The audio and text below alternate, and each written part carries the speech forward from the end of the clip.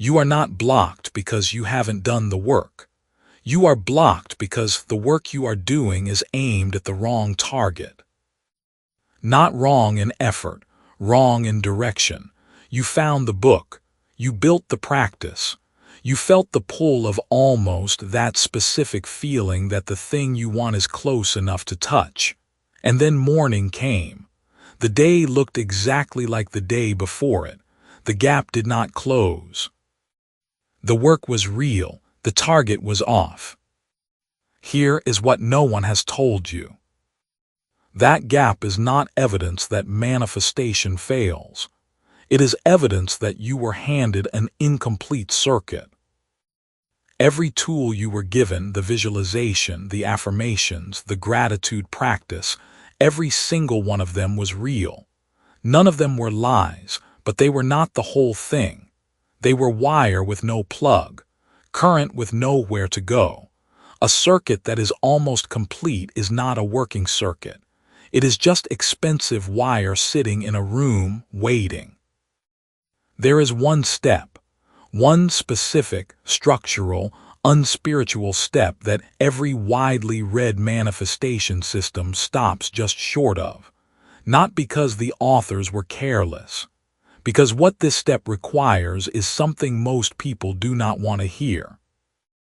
It asks something of you that vision boards do not ask, something that feels less inspiring, and is, quietly, the only thing that actually works. You will hear it, clearly, completely, and when you do, the thing that has kept you in permanent waiting mode will not be a mystery anymore. What you believed was a faith problem is actually a wiring problem. And wiring can be fixed. Chapter 1. Your vision board is a dead circuit.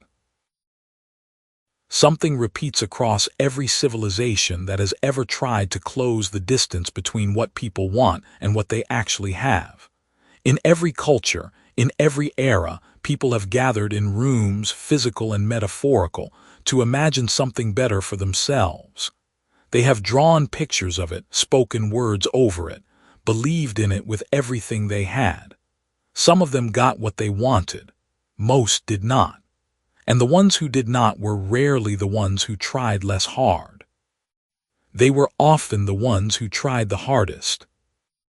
That single fact has haunted human striving for as long as striving has existed. You feel that haunting right now. Something has not worked the way it was supposed to. You suspect the answer is somewhere you have not looked yet. You are right. And what you are about to hear is not about trying harder. It is about finding the one wire that every popular system forgets to connect. Maya had a vision board that would make most people uncomfortable with envy. She had built it on a Saturday afternoon 3 years before this story matters. She covered an entire wall, not a corkboard, a wall with printed photos of the life she was designing. A specific apartment in a city she loved, with windows that faced west so she could see the light change every evening. A bank balance she had chosen from a number she had read in a book about what creates genuine security. A career that looked, on paper, exactly like the one she had studied and prepared for. She had done everything the books told her to do. She had visualized daily. She had written her intentions in a journal every morning in present tense, as if the life already existed. She had spoken affirmations out loud in her car. She had read every book, listened to every program, attended one weekend workshop that cost her more than she wanted to admit. 3 years later, Maya was still in the same apartment, still in the same job she had wanted to leave, still staring at that wall every morning, waiting for something to click. There is one question underneath this section beneath the rest of this chapter. Do not skip past it. This question is the reason you are holding this book right now. Why do some people use the same tools, follow the same instructions, believe with the same sincerity, and arrive at completely different destinations. Maya is not a failure. That is the first thing to understand. She is not a cautionary tale about lazy dreaming. She is the most precise example of a person who executed perfectly on a broken set of instructions. Every step she followed was real. Visualization is real. Intention setting is real. The emotional work of believing before you see is real. None of that was wrong. The problem was not what she did. The problem was what no one told her came next. Call up where things really stood from 3 years back without polishing the memory. Be specific for a moment. Think about what you wanted then that you still want now. Think about how many times you have started fresh, reset, recommitted, told yourself this time would be different. If that question has any sting to it, that sting is important. That is not shame. That is a signal that you have been following a circuit diagram that is missing its final connection. Here is the image that will carry you through everything in this book. Imagine a lamp. Simple. A base, a bulb, a cord. You plug the cord into the wall, nothing happens. You check the bulb, it is fine. You check the cord, it is undamaged. You check the outlet, it has power, everything looks correct. But the lamp will not light. The reason, the embarrassingly simple reason, is that somewhere inside the cord, one wire has been cut. Current cannot complete the loop. The circuit is open. Power exists in the system. Intention exists in the system. But without that final connection, nothing flows, nothing lights, nothing changes. Most manifestation teaching is a lamp with a cut wire. The industry built around visualization, affirmation, and intention is not fraudulent. The people who created it were not lying to you, but they handed you a cord with one wire missing and called it complete. They taught you how to generate the desire, hold the image, cultivate the feeling. They taught you everything up to the moment of completion. Then they stopped. They stopped because the final wire is not spiritual. It is not glamorous. It does not sell weekend retreats. It does not lend itself to elegant quotes on photographs of sunsets. It is structural, and structural things are boring to sell, but they are the only things that actually work. What does it mean for something to be structural? A bridge is structural. You do not wish a bridge into existence. You do not visualize it into place. You design it, you understand the load it must carry, you build each section in sequence, and the bridge holds because the structure demands that it hold. Your financial life, your career, your daily choices, these are not random. They are structured. They follow patterns. And those patterns either complete the circuit or they don't. The reason Maya's wall could not deliver what she had put on it was not her fault. It was architecture. She had built the desire side of the circuit with extraordinary precision and care. She had done the visualization with real emotional investment. What she had not done, what no one had taught her to do, was connect the visualization to a specific structural behavior pattern. Her brain knew she wanted the new apartment, but her brain also watched her every day. And every day, her behavior told a different story, not because she was weak, because the missing wire was never explained. There is a man named Derek who spent 4 years working a job that paid him just enough to stay comfortable and just little enough to keep him afraid. Derek was not passive. He read. He took an online course. He applied for 2 jobs he wanted and did not get them. He went back to his old job and told himself he needed to be more patient. He said his time was coming.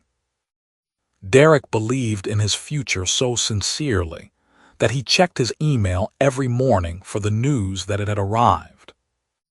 He was waiting, not resting, waiting.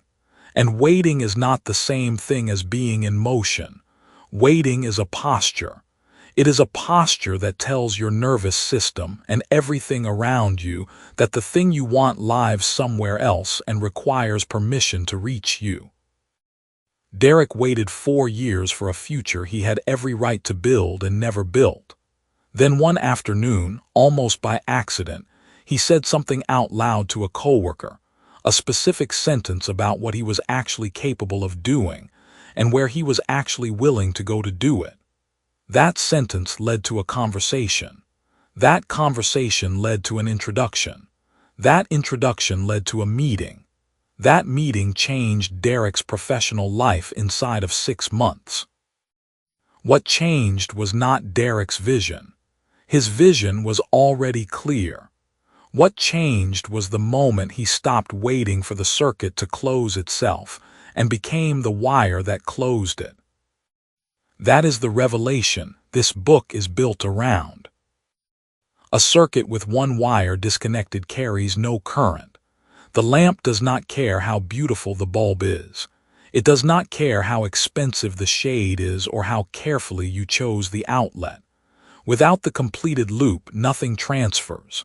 And the loop in manifestation, the loop that every popular book either glosses over or never reaches, is the moment where identity becomes behavior, not performance, not hustle, not a productivity system. Identity. Who you are in the ordinary moments. What you do on a Tuesday morning when no one is watching and there is no workshop energy to carry you forward. As this book keeps moving, you are going to meet a claim about how desire and action are related that cuts across the standard story. When you see it, the contradiction will resolve in a way that permanently changes how you move through a day. But right now, the only thing that matters is this.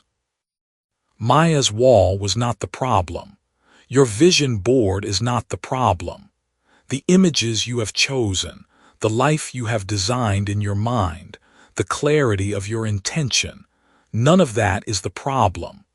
The problem is that the wire between the image and the identity has never been connected. You have been running current into an open circuit and wondering why the light does not come on. Everything in this book is about finding that wire, understanding why it was never in the instructions, and connecting it in a way that holds.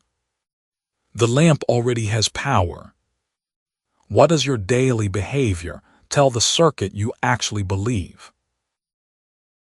Chapter 2. Why Spiritual Books Stop Too Soon. Every book on your shelf about manifestation is unfinished, not flawed, not incomplete in some minor way, unfinished. The authors knew what they were doing, most of them, and they stopped writing before the hardest part. You have probably sensed this. You have probably finished one of those books feeling lit up for 3 days, then felt the light dim, then picked up another book hoping that one would take you the rest of the way. It did not. None of them did. Here is the part that should make you stop. This is not an accident. The incompleteness is not a failure of the author's knowledge. It is a feature of the industry they operate inside. The step that would actually close the circuit, the final wire that connects vision to lived reality, is the step that nobody has financial incentive to write. By the end of this chapter, you will understand exactly why that step keeps getting cut, and you will never look at that bookshelf the same way again. That earlier question is still echoing. What does your daily behavior tell the circuit you actually believe? Hold that. We are going to come back to it, and when we do, the answer is going to sting a little. But first you need to understand the architecture of the problem. Until you see why the circuit stays open, you will keep blaming yourself for the gap instead of blaming the map. There was a man named Napoleon Hill who spent 20 years interviewing some of the most financially successful people in America. The result became one of the best-selling books of the 20th century.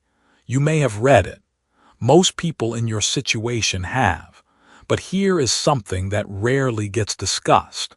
The manuscript Hill originally submitted was longer, significantly longer. The chapters that survived into publication were the ones built around desire, faith, visualization, the subconscious mind, the ethereal architecture of success.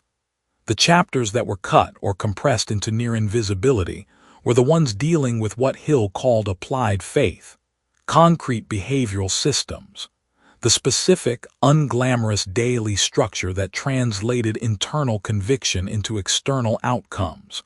Why were those chapters shortened? Because nobody wanted to read them. Not in 1937, not now. The chapters about burning desire and the power of thought are electric on the page. They make you feel something immediately. The chapters about building a personal board of advisors, tracking daily actions against a written financial plan, creating a decision schedule and sticking to it regardless of emotional state, those chapters feel like homework. And nobody buys homework. They buy electricity. This is not a criticism of Hill. It is a diagnosis of the market he was writing into, which is the same market every manifestation author writes into today. Bring to mind where things really stood from 3 years back without polishing the memory. Think about what you believed then about why you were not where you wanted to be financially. You probably believed, on some level, that the problem was internal, that you needed to fix your thinking, that if you could just believe hard enough or clearly enough or consistently enough, the external world would reorganize itself around that belief. 3 years later, ask yourself honestly, is that belief still the story you are living inside? And if it is, what has changed? That is the mirror moment. Sit with it for one breath before you keep listening. The spiritual self-help industry is built on a specific economic model. A reader finishes a book, feels temporarily activated, fails to sustain the activation, and reaches for another book.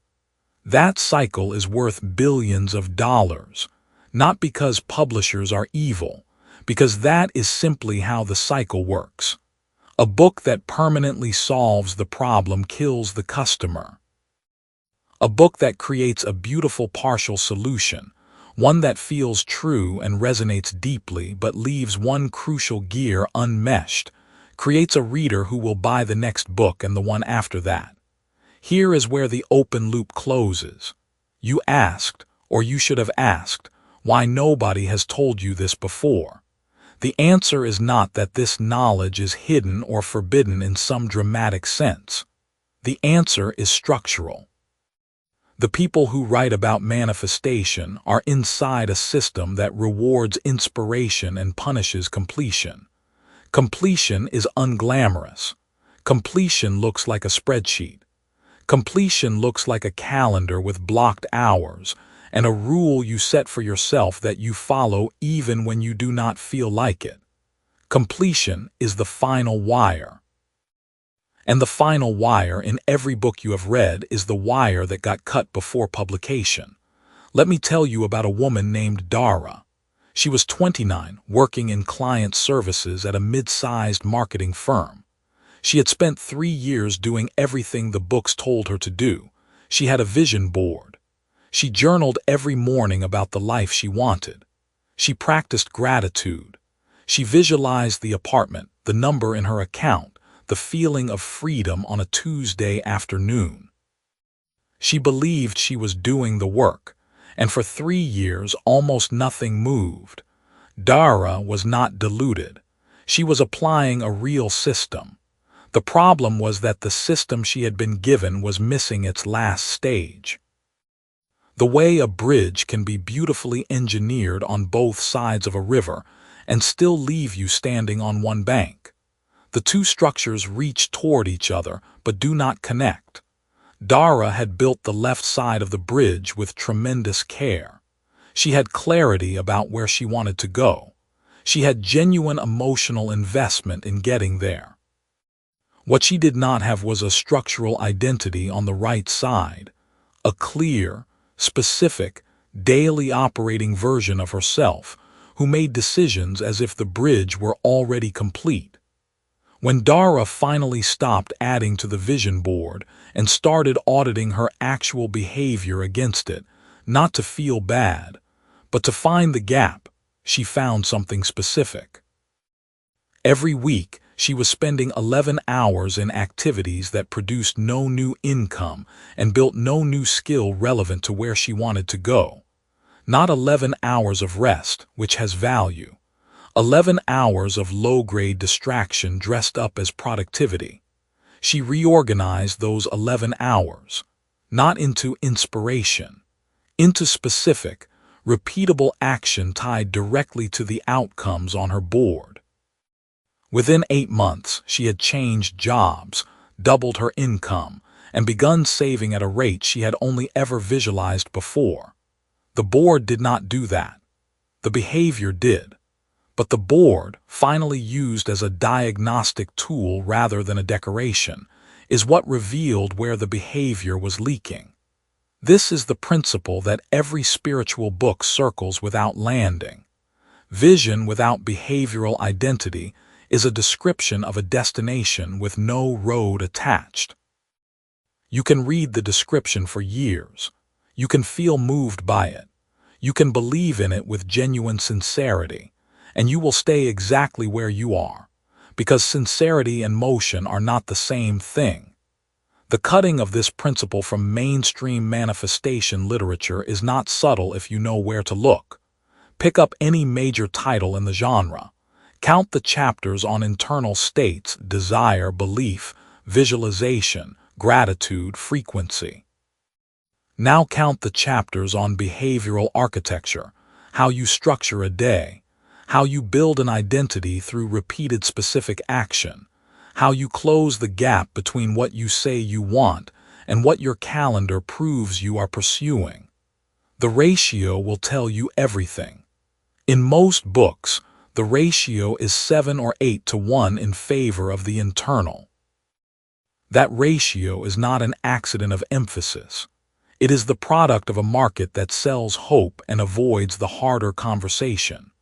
In a later section, you are going to meet a claim about the role of emotion in financial decisions that cuts across the standard story.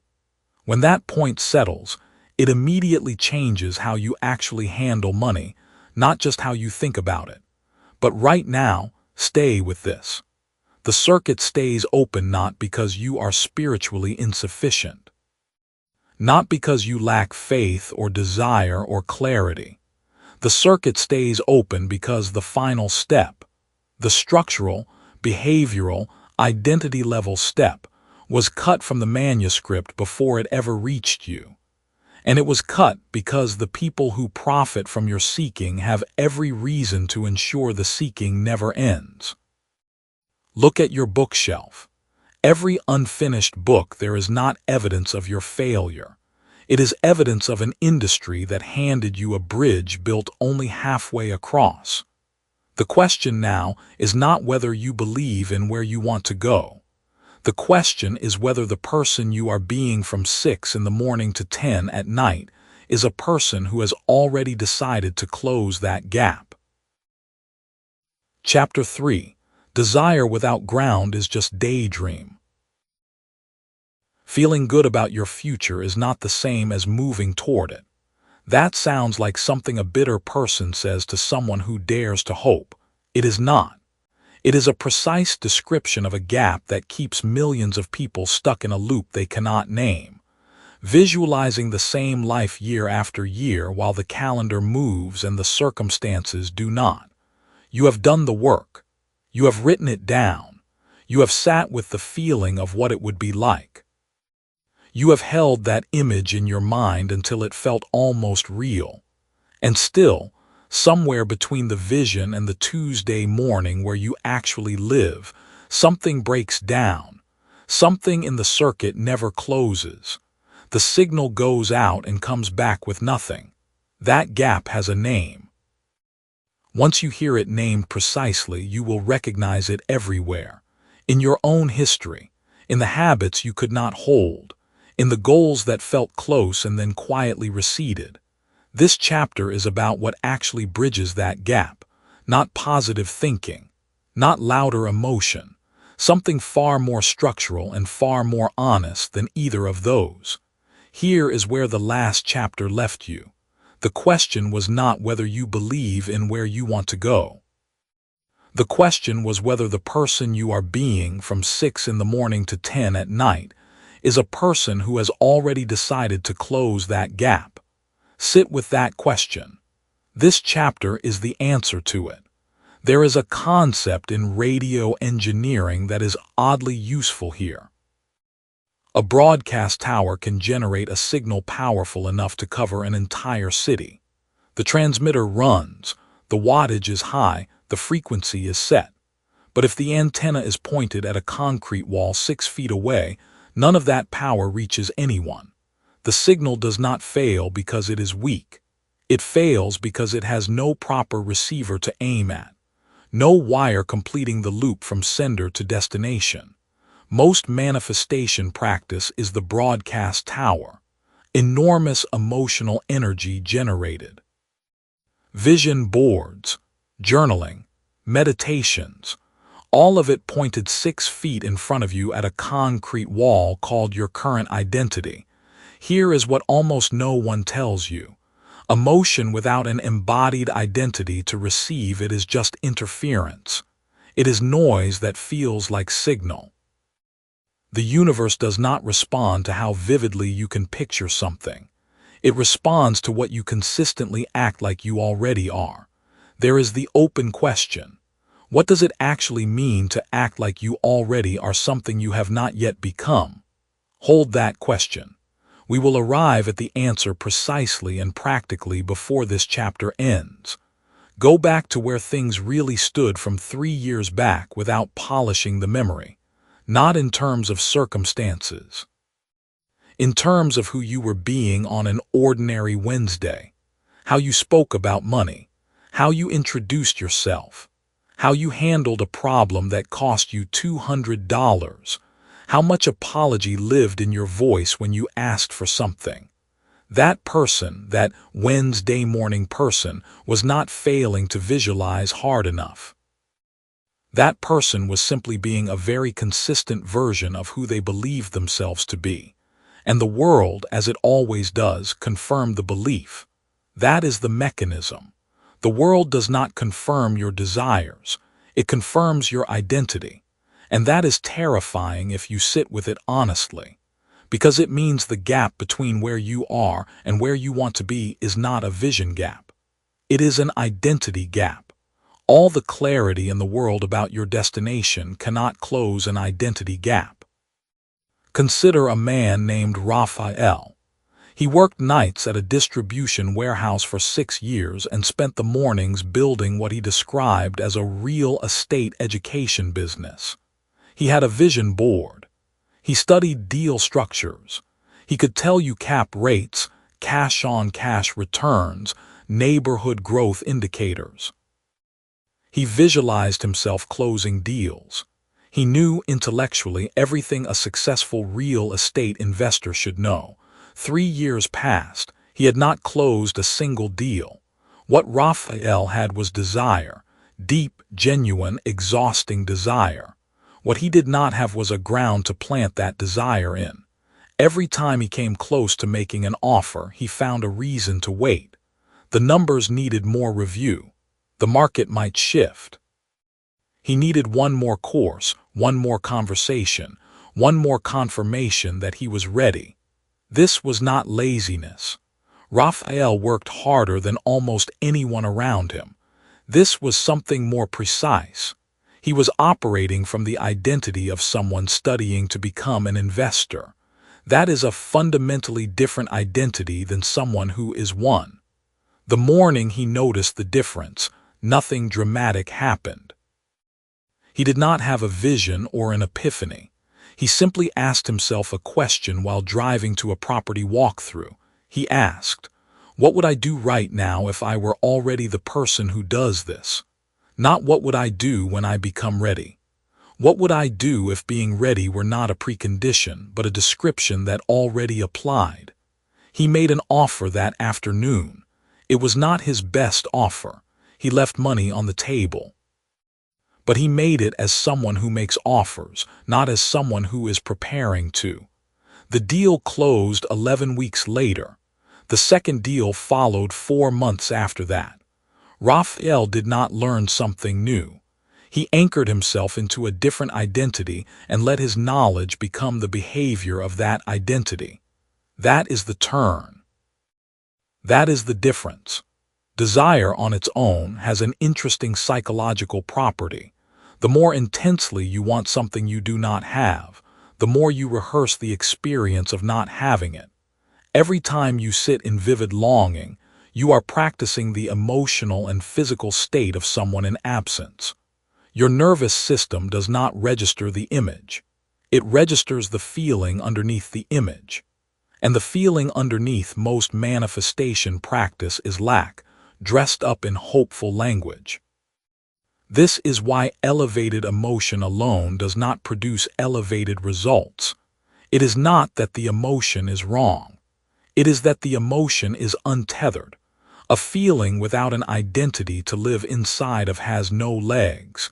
It rises and falls and leaves you back where you started, slightly more exhausted, slightly less certain. The antenna has to point somewhere real. What grounds an emotion is not more discipline. It is not a better morning routine or a harder-hitting affirmation. What grounds a feeling is a concrete, embodied sense of who you are in relation to the thing you want, not who you will be, who you are, present tense, active, specific enough to produce behavior. There is a difference between saying, "I am becoming a person who saves money," and genuinely operating as a person who considers saving money to already be a foundational feature of their character. The first statement invites delay. The second one forecloses it. One of those is a wish. The other is a ground. This is not about lying to yourself. Let that be clear. Pretending you have $1 million when you have $12 is not identity work. That is avoidance with spiritual language on top. Grounded identity is about something more surgical. It is about identifying one specific behavioral signature of the person you intend to become, and performing that signature with the full conviction of someone for whom it is not a performance at all. You pick one behavior, not 10. 1. The person you intend to be has a recognizable behavior pattern. They handle a specific kind of decision in a specific kind of way. Find that one decision. Find the behavior that person would never compromise on. The small daily act that separates them from the version of you that is still only wishing. Then do that one thing today as though it were already the only natural option. Not because it will feel comfortable. It will not at first. Your nervous system is still calibrated to your previous identity, but the body is trainable. The body responds to repetition faster than the mind does. Each time you perform the behavior of the grounded identity, something in your physical experience begins to recognize it as familiar, not foreign, familiar.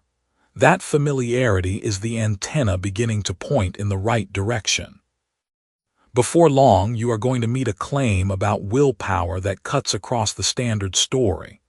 Once you see it, the contradiction resolves in a way that changes how you make decisions every day. But for now, here is the structural truth this chapter has been building toward. Emotion is the signal. Identity is the antenna. Without both, nothing transmits. Without both, the circuit is open, and an open circuit produces no light. The vision board on your wall, the journal entry you wrote at midnight when the feeling was high, the moment of clarity you had in the car when you could see exactly what your life should look like. None of it reaches its destination without an identity prepared to receive the signal and act from it. Desire is not your problem. You have always had enough desire. What you have lacked on the days when desire alone was not enough is ground. A place to stand that is not contingent on the outcome arriving first. The body must believe the outcome before the world reflects it, not believe in the sense of crossing your fingers. Believe in the sense of already behaving as though the conclusion is settled, letting your daily choices be evidence of that settled conclusion. You are not waiting to become that person. You are deciding, right now, whether to operate as them. The question that carries you into the next chapter is this: if your current daily behavior were submitted as evidence in a court of law, what identity would the evidence prove? Chapter 4. The moment receiving becomes a reflex. Something is slipping through your hands right now, not dramatically, not all at once, but every single day that you stand at the edge of the life you have been picturing, hoping the universe will finally hand it to you, is a day the gap widens. And the gap does not just widen, it compounds. The money you are not earning today is not only this month's shortfall, it is the option that money would have bought, the decision it would have made easier, the version of yourself it would have funded. Gone quietly, invisibly daily. Here is the part no spiritual book will say plainly. The loss is not because you did not visualize hard enough. It is not because your desire was weak. It is because there is a structural gap in the way you have been taught to receive. You have been told to want. You have been told to believe. But no one told you that receiving is a skill. And that skill has to be built into who you are before what you want can find you. That is what this chapter is about. The last chapter left you with a sharp question. If your daily behavior were submitted as evidence in a court of law, what identity would the evidence prove? Sit with that for one more moment before moving forward. This chapter answers it, not in theory, in mechanism. Here is the open loop you need to carry with you for the next several minutes. There is one specific moment when manifestation either closes into a circuit or bleeds out into nothing. Most people never see it because it does not look the way they expect. Hold that. We will come back to it.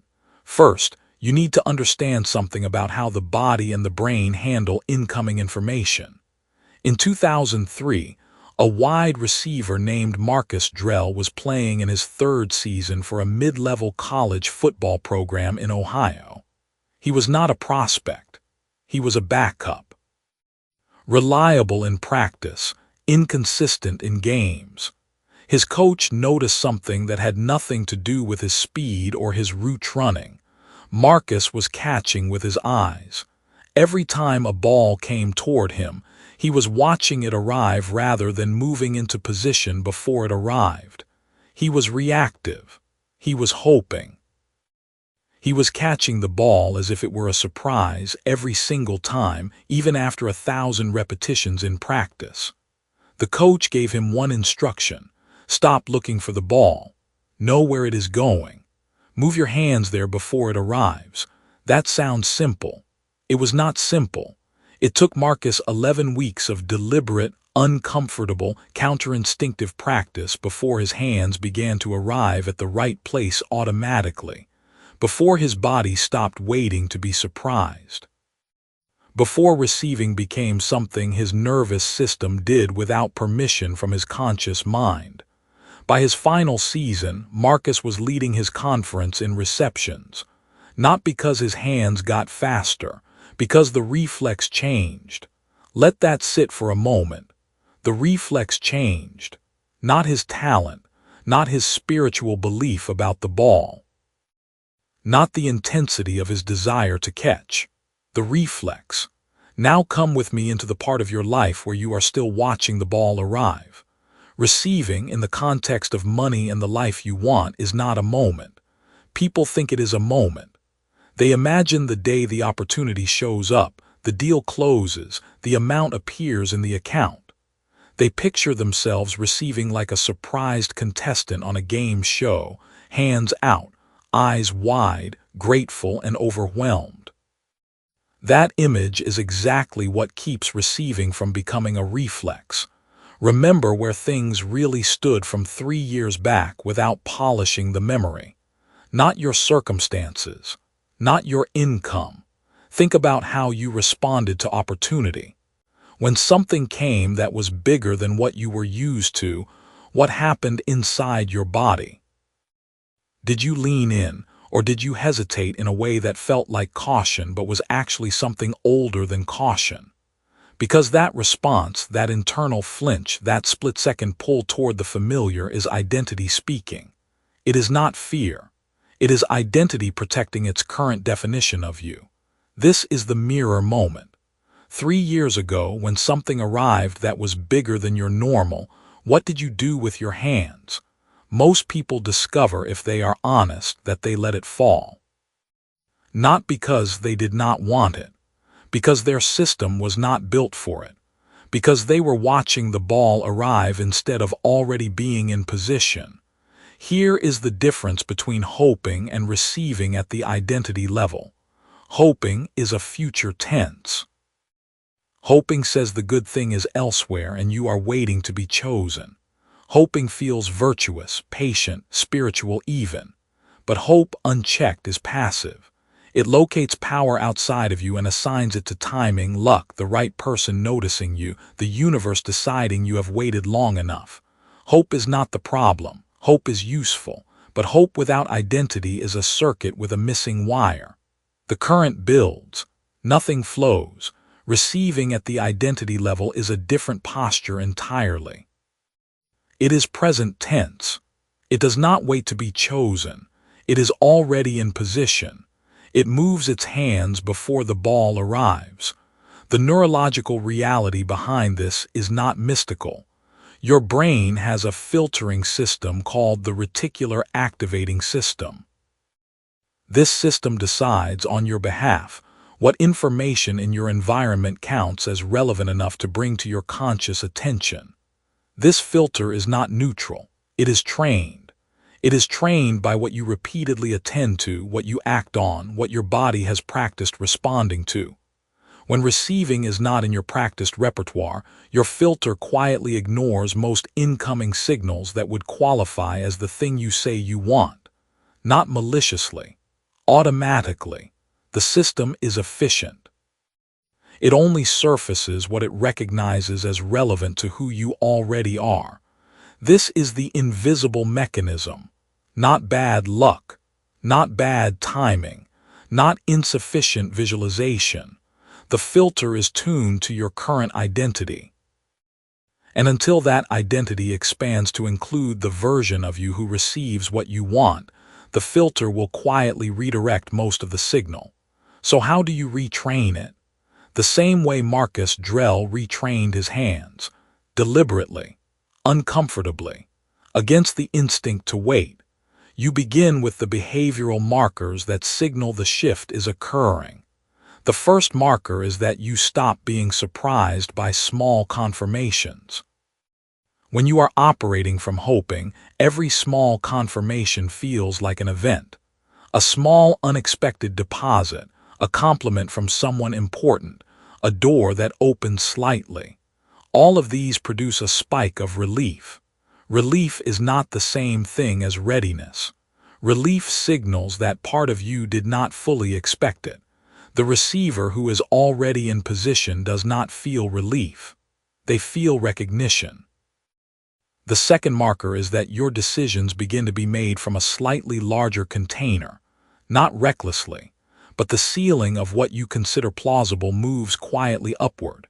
You stop editing your answers down before you speak them. You stop shrinking the number before you write it. You stop apologizing for the size of the thing you want. The third marker is the one most people miss because it feels like nothing. There is a particular ordinary quality to the day when the circuit finally closes. It does not arrive with music. It does not announce itself. One morning you are handling a thing, a response to an email, a decision about money, a conversation about your work, and you notice afterward that you handled it like someone who expected it to go well. No drama, no flinch. Just the hands arriving before the ball. That is the reflex. That is the moment the closed circuit completes. That is the final wire plugging in. Now here is the contradiction most people discover when they reach this point. They expect that training the reflex will feel like gaining something. It does not. It feels at first like losing something. The something you lose is the particular comfort of waiting. Waiting carries its own identity. It has its own story. I am the person building towards something. I am the person who has not yet arrived. That story is warm. It is familiar. It is, in a specific and underappreciated way, safe. Because as long as you have not arrived, you cannot fail at having arrived. Receiving at the identity level removes that protection. That is why most people, even people who deeply want what they say they want, stall right here. Not because the universe is withholding. Because receiving without the safety net of waiting requires a kind of courage that looks nothing like courage from the inside. It looks like just another Tuesday. Down the line in this book, you are going to meet a claim about desire that cuts across the standard story. After that really registers, it immediately changes how you act on every goal you have named but not yet reached. But for now, close the loop you have been carrying. The moment when manifestation either completes or bleeds out into nothing does not look the way you expect. It is not the visualization. It is not the intention. It is not the ritual or the affirmation or the emotional frequency. The moment is this. The instant your nervous system stops treating the thing you want as a possibility and starts treating it as a category of experience your body already knows how to handle. That moment is not given to you. It is not granted for patience or spiritual merit. It is built, deliberately, in exactly the way Marcus built his hands into a reflex over 11 uncomfortable weeks. Receiving is a skill encoded in identity. It is not a reward given to the deserving. The question that follows you into the next chapter is this. What specifically does your body do when something good arrives? And is that response the response of the person who keeps it? Chapter 5. Gratitude was always the wrong word. Gratitude has never been a feeling. It has always been a signal. That sounds like a reframe designed to make you feel better about doing something you were already doing wrong. It is not. It is a correction. And the difference between these two things is the difference between a practice that keeps you stuck in a pleasant loop of appreciation and a mechanism that actually closes the circuit between what you want and what becomes real in your life. Here is what most people were never told. When you say thank you for something that has not arrived yet, the way every manifestation teacher recommends, your nervous system does not hear gratitude. It hears the gap. It hears the longing underneath the words. It registers the distance between where you stand and where you are pretending to be. The signal it sends back is not abundance. It is ache dressed in spiritual clothing. But when gratitude functions as a confirmation, something fundamentally different happens. Not emotionally different, structurally different. The signal changes. And you, by the end of this chapter, will understand exactly why that distinction is the hinge everything else hangs on. Think of it this way. When you buy something and the transaction completes, you receive a receipt. That receipt is not a thank you card. It does not express how you feel about the purchase. It confirms that the exchange occurred. It says, done. It says, the loop is closed. Real gratitude, the kind that actually works inside a manifestation practice, functions the same way. It is not you telling the universe how much you appreciate its effort. It is you sending a confirmation signal to your own nervous system that the outcome is structurally real. You have been using a thank you card when you needed a receipt. Now, before you understand what to do differently, You need to understand the specific cost of the old approach. This is not a small inefficiency. It is the reason people who visualize for years still feel like they are waiting. Open this question and hold it in your mind. Why does the same practice, performed faithfully and with genuine emotion, produce completely different results in two different people? You have seen it. One person uses a vision board and boards a plane to that destination 6 months later. Another person updates their vision board every January for 6 years and is no closer to the thing on it. Same practice. Different result. The answer is not work ethic, and it is not belief, not exactly. Hold that question. It will resolve by the time this chapter ends. 3 years ago, most people listening to this right now were somewhere different, not just physically. The version of you that existed 3 years ago had a different relationship with what was possible. Take a moment with that. Think about what you wanted then and whether the wanting itself has changed shape. Did it get louder? Or did it get quieter, more resigned, more wrapped in the language of positivity as a way of managing disappointment? Because there is a version of gratitude practice that becomes exactly that. A beautiful, soothing way to manage the feeling of not having the thing. That version does not close any loop. That version keeps the circuit open. There is a man named Devin. He was 31, working in logistics for a freight company outside Cincinnati, and he had wanted to run his own business for the better part of a decade. Every morning for 2 years he wrote in a gratitude journal. He thanked the universe for his thriving business, for his clients, for his financial freedom. He was disciplined about it. He was sincere. And every night he went back to work scheduling shipments for someone else's company. The gratitude practice felt good. It genuinely did. He described it once to a friend as the 1 hour of the day that felt like his real life. But that phrase itself is the problem. 1 hour of the day felt like his real life because the other 23 did not. The practice had become a compartment, not a foundation. The circuit was open. The final wire was hanging loose. What changed for Devin was not the practice. He kept the journal, but he changed what he was writing. He stopped writing "thank you for this arriving" and started writing "this is confirmed." Small shift in language, enormous shift in nervous system signal. Because once he wrote it as a confirmation rather than a hope, something in his behavior started to follow. He began making decisions from that confirmed reality rather than decisions aimed at reaching it someday. Within 8 months, Devin had his first 3 clients. Not because gratitude journaling magically produced them, but because the signal he was sending himself had finally changed. The lesson is not in the clients. The lesson is in the 8 months between the signal change and the result. After the parable, most books would explain what it means, but you already understood it. What you need now is the mechanism beneath it. Your nervous system is a pattern recognition engine. It is not listening to your words. It is reading the structure underneath them.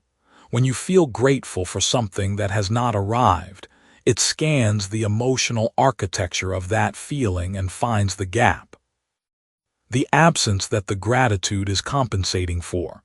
It tags that state with a specific physiological signature: elevated cortisol, mild chest tightness, the specific flavor of longing that feels like hope but runs on the fuel of not yet, and it begins to organize your behavior around that signature. It makes the not yet feel familiar, comfortable even. Familiar is the most powerful force in human behavior. Not inspiration, not willpower, familiarity. So when you practice gratitude as a feeling of appreciation for what you want, you are rehearsing the feeling of wanting it. You are making desire feel like home, and home is where you stay. The confirmation signal works differently. When you write or speak from the posture of something already structurally real, the nervous system scans the emotional architecture and looks for the gap. If you have trained yourself to generate that signal without the gap, what it finds is stillness. Not excitement, stillness. The quiet that comes after something is done. The body of someone who has received the receipt, folded it into their pocket and moved on with their day. That stillness is not detachment. This is where people misunderstand. Detachment says, I do not care about the outcome. The confirmation signal says the outcome is confirmed, therefore I can operate from here rather than reaching toward there. One is emotional distance. The other is structural clarity. And your nervous system knows the difference even when your conscious mind tries to fake it. This is the question you have been holding. Why does the same practice produce different results in two different people? Here is the answer. The person who boards the plane 6 months later was already, at some level, operating from the confirmed reality. Their gratitude practice was closing a loop that was already mostly closed in their body.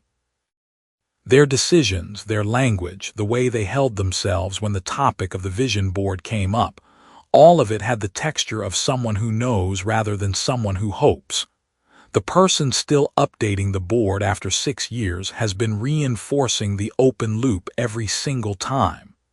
Every beautiful visualization, every emotional morning ritual sent the same signal, still waiting.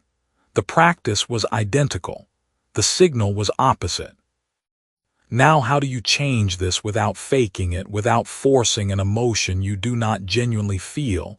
You do not try to feel it. You do not perform gratitude. You confirm specifics. This is the mechanism. You identify one piece of concrete evidence, however small, that the direction of movement is real, not the destination, the direction. And you log it as a receipt, not a wish. 3 months ago, you did not have this contact. You have it now, receipt. 6 months ago, you could not have had this conversation with yourself. You are having it, receipt. The money in your account is not the number you are moving toward, but it moved even slightly in that direction. Receipt. You are not pretending the outcome is here. You are confirming that the circuit is live. There is power in the circuit even before the light comes on. The final wire is almost plugged in, and the way you treat it while you are still connecting it determines whether the connection is clean or corroded. A little later, we will reach an idea about desire that cuts across the standard story. Once that becomes real to you, it immediately changes how you decide what to pursue next. But for now, hold this. The vision board you made in the early part of this process was the beginning of something, not the center of it. Every item on it is not a wish pinned to foam board. It is a variable in an equation you are in the process of solving. And the way you relate to each variable, as confirmed, directional, and structurally real, rather than hoped for and appreciated from a distance, determines whether the equation closes. Gratitude that functions as a receipt does one more thing the thank you version never could. It changes your baseline. When you consistently confirm direction rather than beg for destination, the nervous system recalibrates what normal feels like. Progress starts to feel like home. Movement starts to feel familiar. And familiar, as you now understand, is where you stay. Devin did not become a business owner because he visualized it hard enough.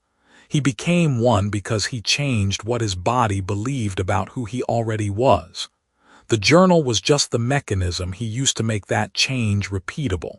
You have a mechanism now too. The question is not whether you feel grateful. The question is whether your gratitude is an open hand or a closed circuit. Chapter 6. Action is the step books call cheating. Right now, without doing anything differently, you are losing ground.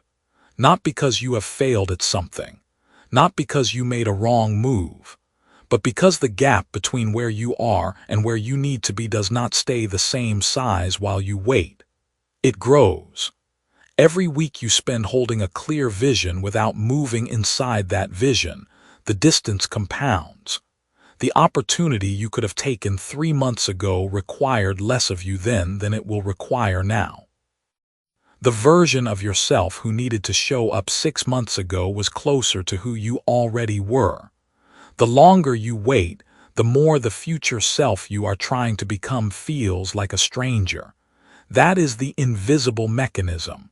Not laziness, not fear alone, but the slow drift that happens when action is withheld from a vision that is otherwise complete.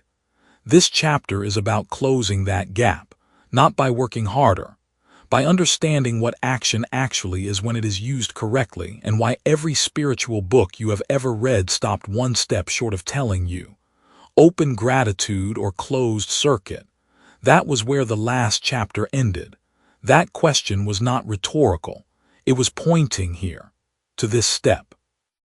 The one that feels to most people who encounter it like cheating. Here is what you have probably been told. You visualize the outcome. You feel the emotions of having it. You clear the limiting beliefs. You practice gratitude. You let go and trust the process. And then, somewhere in that list, the instructions go quiet. Most books on manifestation or success psychology end there. They call the silence surrender. They call it receiving. They call it faith. And those things are real, they matter. But they are missing something structural, something mechanical, something that has nothing to do with spiritual readiness and everything to do with how probability actually collapses into outcome. Move back to 3 years ago as honestly as you can in the most specific terms you can hold. The apartment, the account balance, the conversations you were having with yourself at 2 in the morning. Think about what you believed then about what was possible for you. Now ask yourself this: did the version of you from 3 years ago act like the person you are today?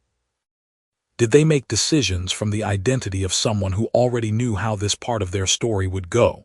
Most likely, the answer is no. And that gap between who you were acting as and who you needed to become is precisely where time was lost. This is the open loop that will carry us through this entire chapter. The question is not whether you believe in your future. The question is whether you are living inside it before it arrives. Now let me tell you about Maya. You met Maya in chapter 1. She was sitting at her kitchen table on a Tuesday morning with a stack of images she had cut from magazines and printed from websites. A design studio with floor-to-ceiling windows. A client list with names she recognized. A bank balance that ended in more zeros than her current one. She arranged those images on a foam board she bought from a dollar store. She felt something real when she looked at it. Not wishful thinking, something closer to recognition, like she was looking at a photograph of a place she had already been. And then she put the board on the wall above her desk and waited for the feeling to do something. 3 months passed. She visualized every morning. She repeated phrases about worthiness and receiving. She was genuinely grateful for what she had. The board stayed on the wall. Her client list did not change. Her income moved sideways, and a slow, corrosive thought began forming at the back of her mind, that this did not work for people like her. Only for people who were somehow already positioned differently. People with different starting points, different connections, different luck. That thought is not a character flaw. It is the logical conclusion of a process that was never completed. Because Maya had done everything right, except one thing. She had never acted like the person on the board, not in a performative way, not in a fake-it-till-you-make-it way, which is a phrase that has done enormous damage because it sounds hollow, and it is hollow. But in a structural way, in the way that a circuit requires a wire to be physically placed before current can flow, The current was there. The power source was real, but the final wire had never been laid. What does that wire look like in a practical life? Maya was a designer.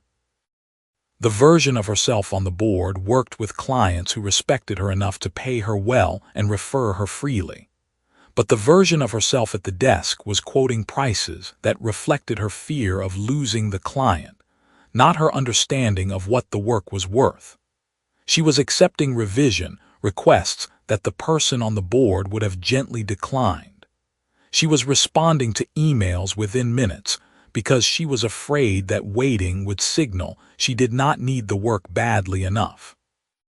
None of these behaviors were dishonest. All of them were accurate to where she was, and all of them were cementing her there. Acting from the future self is not pretending.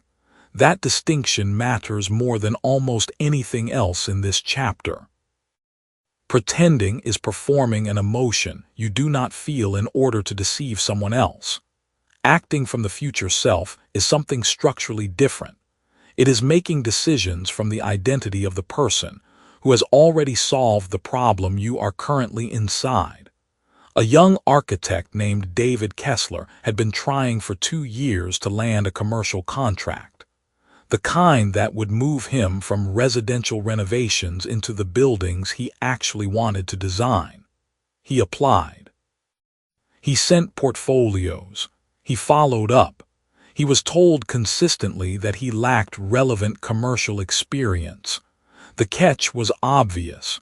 You cannot get commercial experience without a commercial project. He was stuck in the loop. Then David did something that felt, at the time, almost embarrassing in its audacity. He stopped sending portfolios formatted for the kinds of clients he had. He started producing a portfolio formatted for the kind of practice he was trying to become. He renegotiated his studio lease to give him a dedicated presentation space instead of a back corner. He hired one part-time assistant, not because he could easily afford it, but because the version of himself with a commercial practice did not handle his own scheduling. He turned down 2 residential jobs that would have paid well, because taking them would have cost him the time and the positioning the commercial work required. 6 months after those decisions, a mid-sized development firm reached out. They had seen his updated portfolio through a mutual contact. They said it looked like the work of a practice that knew what it was doing. They hired him for a project that led to 3 more. Nothing mystical happened, but something real did. His decisions closed the circuit. Here is what most books miss, and here is where the forbidden quality of this step becomes clear. Spiritual books tell you to act as if, but they always add that this is a feeling exercise, an inner exercise, a visualization extended into behavior. Success books tell you to take massive action, but they rarely ask you to audit whether that action is congruent with the identity you are trying to occupy. When the 2 traditions occasionally overlap, what gets lost in the middle is the precise mechanism. The mechanism is this: identity-congruent action, taken before external evidence exists, sends a structural signal, not just a psychological one. It reorganizes what you are exposed to.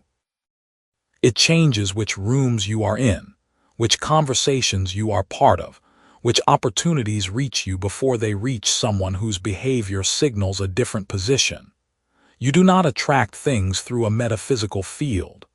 You attract them through the pattern of your behavior, which determines the pattern of your access, which determines the range of possibilities that can realistically find you. That is why this step is called cheating by the people who have never used it deliberately. It looks like you skipped something. It looks like you moved into a place you had not earned yet. But what actually happened is that you stopped waiting for external evidence before changing your internal operating system.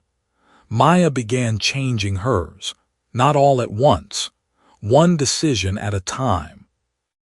She raised her prices to the number the designer on the board would charge, not as a test of her current market, but as a commitment to the clients that version of her was meant to serve. She sent one cold outreach email per week to a creative director whose work she genuinely admired, not asking for work, engaging with the specific problem that person's company appeared to be navigating publicly. She began structuring her client presentations the way someone who had already earned the room would structure them, with confidence in the sequence, without apology in the pricing conversation. The first month, nothing external changed. The second month, one of the creative directors replied. The third month, she had a meeting scheduled that would eventually lead to her first significant studio contract. The board on her wall was still there, but it had stopped being a wish. It had become something closer to a blueprint she was already inside, and that is the shift, not from doubt to faith, from spectator to participant. You have been asking the universe to bring you something. This step asks you to begin living as if the delivery has already begun. Further on, we will reach an idea about the right time to make visible commitments that cuts across the standard story. When that idea snaps into focus, it immediately changes the order in which you take every action from that point forward. But right now, this is the wire that closes the circuit. Acting from the future self is not pretending. It is the mechanism that collapses probability into outcome. So here is the question this chapter leaves you with. Which one decision, made today from the identity of who you are becoming, would your present self be most afraid to make? Chapter 7. Your subconscious bills you for inconsistency. Clarity is not enough to create change. That sounds like an attack on everything this book has offered you so far. You might be tempted to push back. Do not push back yet. The kind of clarity most people chase, the vision board, the written goals, the three-word mantra repeated in the mirror, that clarity is real, and it matters. But it operates on only one floor of a building that has two. What happens on the floor below is where most manifestation attempts quietly collapse. The subconscious mind is not a cheerleader for your goals. It is an accountant. Every single day, it runs the numbers on you. It compares what you say you want against what you actually do. When those two things do not match, it issues an invoice. The invoice does not come in the mail. It arrives as stagnation, as the strange, heavy feeling that you are doing everything right and still going nowhere. This chapter is about that invoice who gets billed and how to stop carrying a balance you never agreed to run. That question from the last chapter is still sitting with you, is it not? Which decision, made today from the identity of who you are becoming, would your present self be most afraid to make? Hold that question in one hand. This chapter is going to put something else in the other hand. By the end, you will understand why both hands need to be full before the circuit closes. Here is what the accounting looks like in practice. Imagine your subconscious as a firm that holds your intentions on file. You walk in and you say, I want to build financial independence. I want a life that is not dictated by a paycheck I am barely surviving on. I want freedom. The firm logs the intention. It opens a file with your name on it, and then it watches, not with judgment, just with precision, because the firm does not care how much you want the thing. It only cares whether the person standing in front of it behaves like someone who has already decided to have it. This is the open loop you need to carry through the next several minutes of listening. The subconscious does not process intention. It processes evidence. There is a specific kind of evidence it weighs most heavily, one that most people never think to audit. You will know what that evidence is before this chapter ends, and once you know it, You will not be able to unsee it in your own daily behavior. Think about a woman named 𝗡𝗢𝗧𝗘. She worked as a project coordinator for a logistics firm, earning a salary that paid the bills and almost nothing else. Every January, 𝗡𝗢𝗧𝗘 wrote her goals in a leather journal her mother had given her. Specific goals. Numbers with dates attached. She wanted to save $30,000 in 18 months, start a small business on the side, and eventually leave her job. She believed in what she wrote. She felt it when she wrote it. But 𝗡𝗢𝗧𝗘 had a pattern she had never named. On Fridays, because the week was hard, she would spend 90 minutes in a retail app buying things she did not need and returning them later, mostly later, not always. On Saturday mornings, when she had blocked time for her business idea, she would reorganize her apartment or meet friends for brunch instead. It felt productive. It was not. When a financial education course she had been tracking dropped in price, she hesitated for 4 days, called it impulsive, and let the window close. 3 months passed. Her journal still said $30,000. Her bank account said $412 saved. 𝗡𝗢𝗧𝗘 was not lazy. She was inconsistent, and her subconscious was keeping perfect records. There is a moment in a circuit diagram where current flows freely, and a moment where resistance stops it cold. 𝗡𝗢𝗧𝗘 had current desire, clarity, and a genuine wish for something different. What she did not have was a closed circuit. Every inconsistent action was an open wire, and open wires do not carry charge. They sit there, full of potential, delivering nothing. The subconscious does not distinguish between the action you took and the action you told yourself you would take. It only registers the delta, the distance between the two. That distance, accumulated over days and weeks, becomes the invoice. And the invoice always gets charged to the same account, your believability to yourself.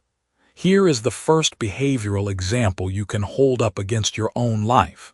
Spending behavior in conflict with stated financial desire is the single most common invoice the subconscious generates. Not because spending is wrong, because unconscious spending is a signal. Every time you say you want financial freedom, and then make a purchase that serves the feeling of the moment rather than the direction of your life, you send a message downward, below conscious thought, below intention, straight into the operating system that decides what is real. The message is not, "I spent $20 on something I did not need." The message is, "I do not actually believe the thing I said I wanted is available to me, so I am taking what I can right now." The subconscious files that under one category: cancellation. You do not need to become rigid or punishing with money to stop this. You need to become conscious enough that each financial decision is made with the awareness of what it signals to the part of you that keeps the ledger. Now here is the second example. This one is less obvious. Time allocation that contradicts declared priority is a quieter invoice, but it compounds faster. You have said what matters to you. You have said it out loud, written it down, probably said it to someone you trust. But the way you spend your unscheduled hours tells a different story, not the hours already spoken for. The 3 hours on a Sunday that you had not committed to anyone. The 45 minutes after dinner before sleep pulls you under. The subconscious is watching what you do in those gaps, not because it is punishing you for resting, because it is calibrating whether you are serious. Seriousness, to the subconscious, is not an emotion. It is a pattern. Patterns are made of choices, repeated in the absence of anyone watching. If the pattern says you choose distraction over direction every time no one is holding you accountable, the subconscious updates the file. The intention you logged gets marked as low probability. Low probability intentions receive low support. Low support is what stagnation feels like from the inside. The third example is the one most people find hardest to accept. Conversations that contradict your stated belief are an invoice almost no one thinks to examine. When you are with people you are comfortable with, you speak differently than you do alone with your journal. And in those comfortable conversations, if you speak about money as something that will always be difficult for you, if you frame your goals as distant or unlikely, if you laugh along when someone says people like us just do not get those kinds of opportunities, you are generating an invoice. Every word spoken from an identity you are trying to leave behind reinforces the very circuitry you are attempting to rewire. The subconscious does not know you were just being polite. It does not know you did not really mean it. It treats speech as evidence of belief, the same way it treats behavior as evidence of intention. Stop for a moment here. Think about the last conversation you had about your financial life with someone who knows you well. Think about the exact words you used. Think about how you described where you are and where you are headed. Were those the words of someone who has decided, or the words of someone who is still hoping? That reflection is not meant to create shame. It is meant to create data, because data is the only thing that lets you close the loop. Soon, we will reach an idea about the role of belief in manifestation that cuts across the standard story. Once that lands, it changes how you act every morning before you have made a single decision. But for now, stay with the accounting system. The good news, and there is genuine good news here, is that the subconscious accounts for positive signals with the same precision it applies to inconsistencies. Every time your behavior matches your stated intention, you are not just making progress toward a goal. You are making a deposit into your own believability. You are building a ledger entry that says, "This person does what they say." When that ledger grows in your favor, something shifts in the way you operate. Decisions that used to require enormous willpower begin to require less. Actions that used to feel forced begin to feel obvious, not because you have become a different person, because you have given the part of you that runs the operating system enough evidence to update its assumptions. Priya, 3 months after naming her pattern, made one change. She created what she called a proof day. Every Thursday, she would do one thing, just one, that matched the identity she had written in January. Sometimes it was a 30-minute call with someone in the field she wanted to enter. Sometimes it was moving $100 to a separate account and naming it. Sometimes it was simply finishing a task she had been postponing for a week. Over time, the proof days compounded, not because each individual action was large, because each one was consistent with the last. The ledger shifted, the invoice stopped arriving, and the circuit, one wire at a time, began to close. This is how the final wire gets plugged in, not through a single dramatic decision, though those matter, through the ordinary, repeated, witnessed by no one choices that your subconscious reads as your truest statement of belief. Every inconsistent action is an invoice. Every aligned action is a credit. The question is not whether you are being billed. The question is which direction your balance is moving. Chapter 8. The Waiting Room Nobody Told You to Leave. Right now, while you are listening to this, there is a cost running, not a dramatic cost. Not one you can see on a statement or feel as a sharp pain. It is quieter than that. And that is exactly what makes it dangerous. Every week you spend holding a clear vision without moving inside it, you are not simply waiting. You are compounding distance between who you are and the life you have already pictured in precise detail. The gap does not stay the same size. It grows. The mechanism behind that growth is not bad luck. It is not wrong timing. It is not you. It is one missing piece of instruction that almost every book on manifestation simply never includes. What you are about to understand in this chapter is why you have been sitting in a room with an open door, waiting for someone to come and lead you through it, when the door has never once been locked. That last chapter ended with a question about your balance, which direction it is moving. And here is what most people do when they sit with that question: they visualize harder. They go back to the vision. They light the candle, they write the affirmation, they feel the feeling. None of that is wrong. But here is what nobody says next. Feeling the feeling while standing still is not manifestation. It is rehearsal.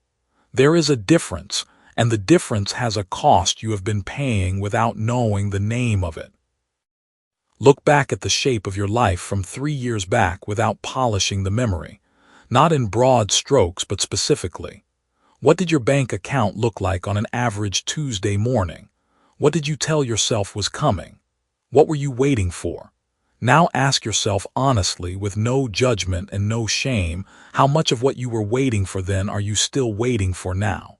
If the answer is more than you expected, stay with that feeling. That discomfort is not an accusation. It is information. It is the circuit telling you it has not yet been completed. Here is the open question this chapter is going to hold for you. Keep it in the back of your mind until I bring it home. If you already know what you want, and you already believe in the process, and you have already done the visualization and the affirmation and the inner work, what exactly have you been waiting for permission to do? Hold that. We will get there. There is a story about a woman named Dara. She was 29, working a contract job in a city she had moved to because it felt like momentum. She had a vision board on the inside of her closet door. A specific number on it, the kind of number that represents not just income but the feeling of finally exhaling. She meditated on it. She spoke about it with conviction at the table with her friends. She was, by every spiritual definition she had been given, doing the work, and nothing moved for 11 months. Not because her desire was wrong, not because the universe was withholding. Dara was stuck because she had never once taken an action that belonged to the person in the vision. She thought about that person constantly, but she made every daily decision as the person she currently was, the one with the contract job and the quiet anxiety, and the habit of saying not yet when an opportunity required her to show up differently than she felt. She had the vision. She had the belief. She was missing the identity in motion. One afternoon, someone offered her a project that paid less than she wanted but required her to operate exactly the way the woman on the vision board operated, with autonomy, with her name on the work, with the kind of visibility that made her stomach tighten. Every instinct said wait until you feel ready. Instead, she said yes, not because the money was right, because the action belonged to the person she was trying to become. That was the first wire connecting to the circuit. Within 6 months, nothing and everything had changed. The income number on her closet door was still a goal, not a reality. But the quality of decision she made had shifted entirely. The opportunities that arrived fit a different shape. She had exited the waiting room not by receiving, but by moving.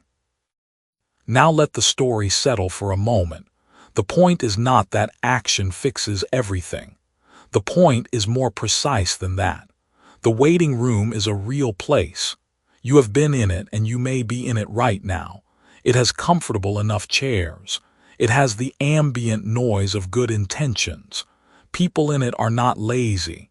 They are not failures. They are not spiritually deficient. They are simply operating on an incomplete instruction, one that says, do the inner work, hold the vision, and then wait for external conditions to confirm your readiness. That instruction is the invisible mechanism costing you time you cannot get back. Here is what the spiritual literature almost never says clearly enough. Waiting is not a virtue in manifestation. It is a symptom. Let that land. When you are waiting, what you are actually experiencing is an identity that has not yet caught up to the vision. The vision is clear. The identity is still running the old code. And no amount of sitting with the vision will close that gap, because the gap is not made of belief. It is made of behavior. It is made of the 1,000 small moments each week where you choose the action of the person you were, instead of the action of the person you are trying to become. This is the closed circuit problem. You have the power. You have the intention, but the final wire has not been plugged in, and the wire is not made of thought. It is made of congruent action that matches the identity, not the feeling, not the timing, not the external signal that says you are ready. Most people are waiting for the signal. The signal never comes, not because the universe is cruel, but because the signal is not a cause. It is a response. The world does not confirm your new identity and then give you permission to act from it. The world responds to the fact that you already started acting from it.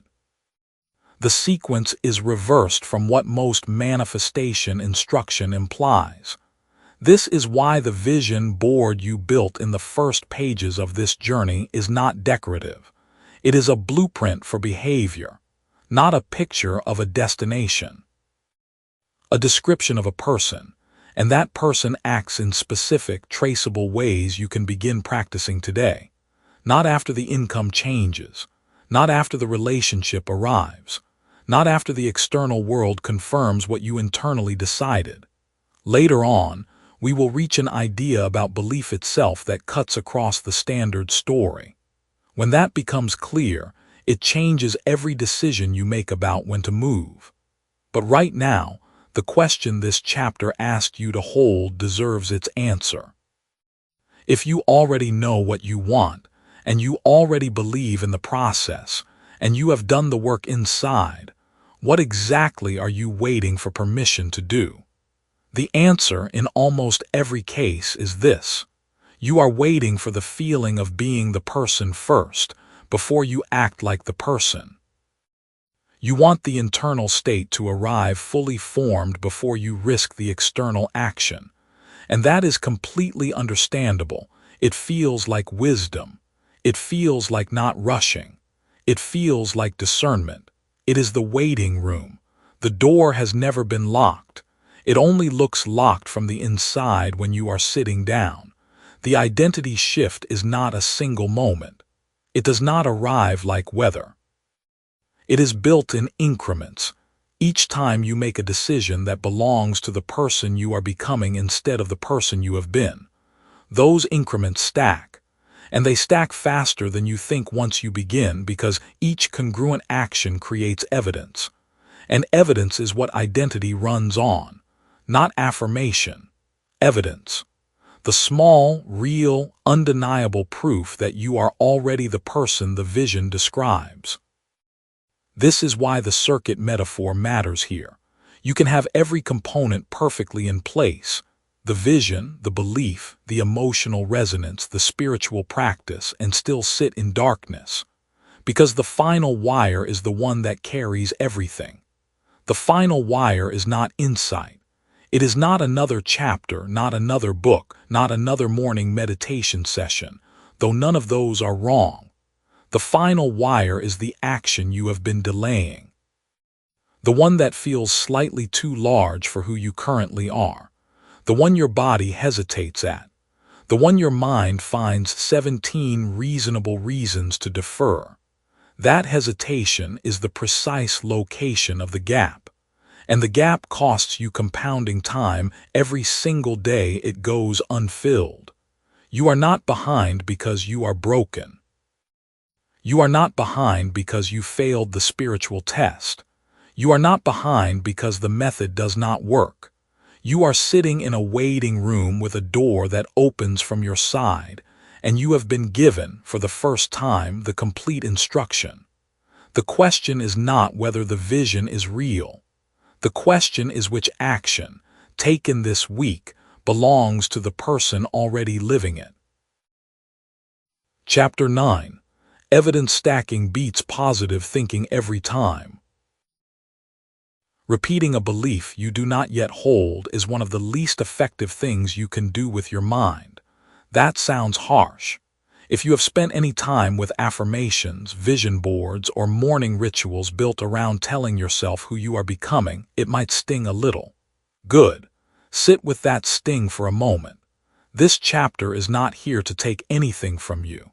It is here to hand you the piece that was always missing.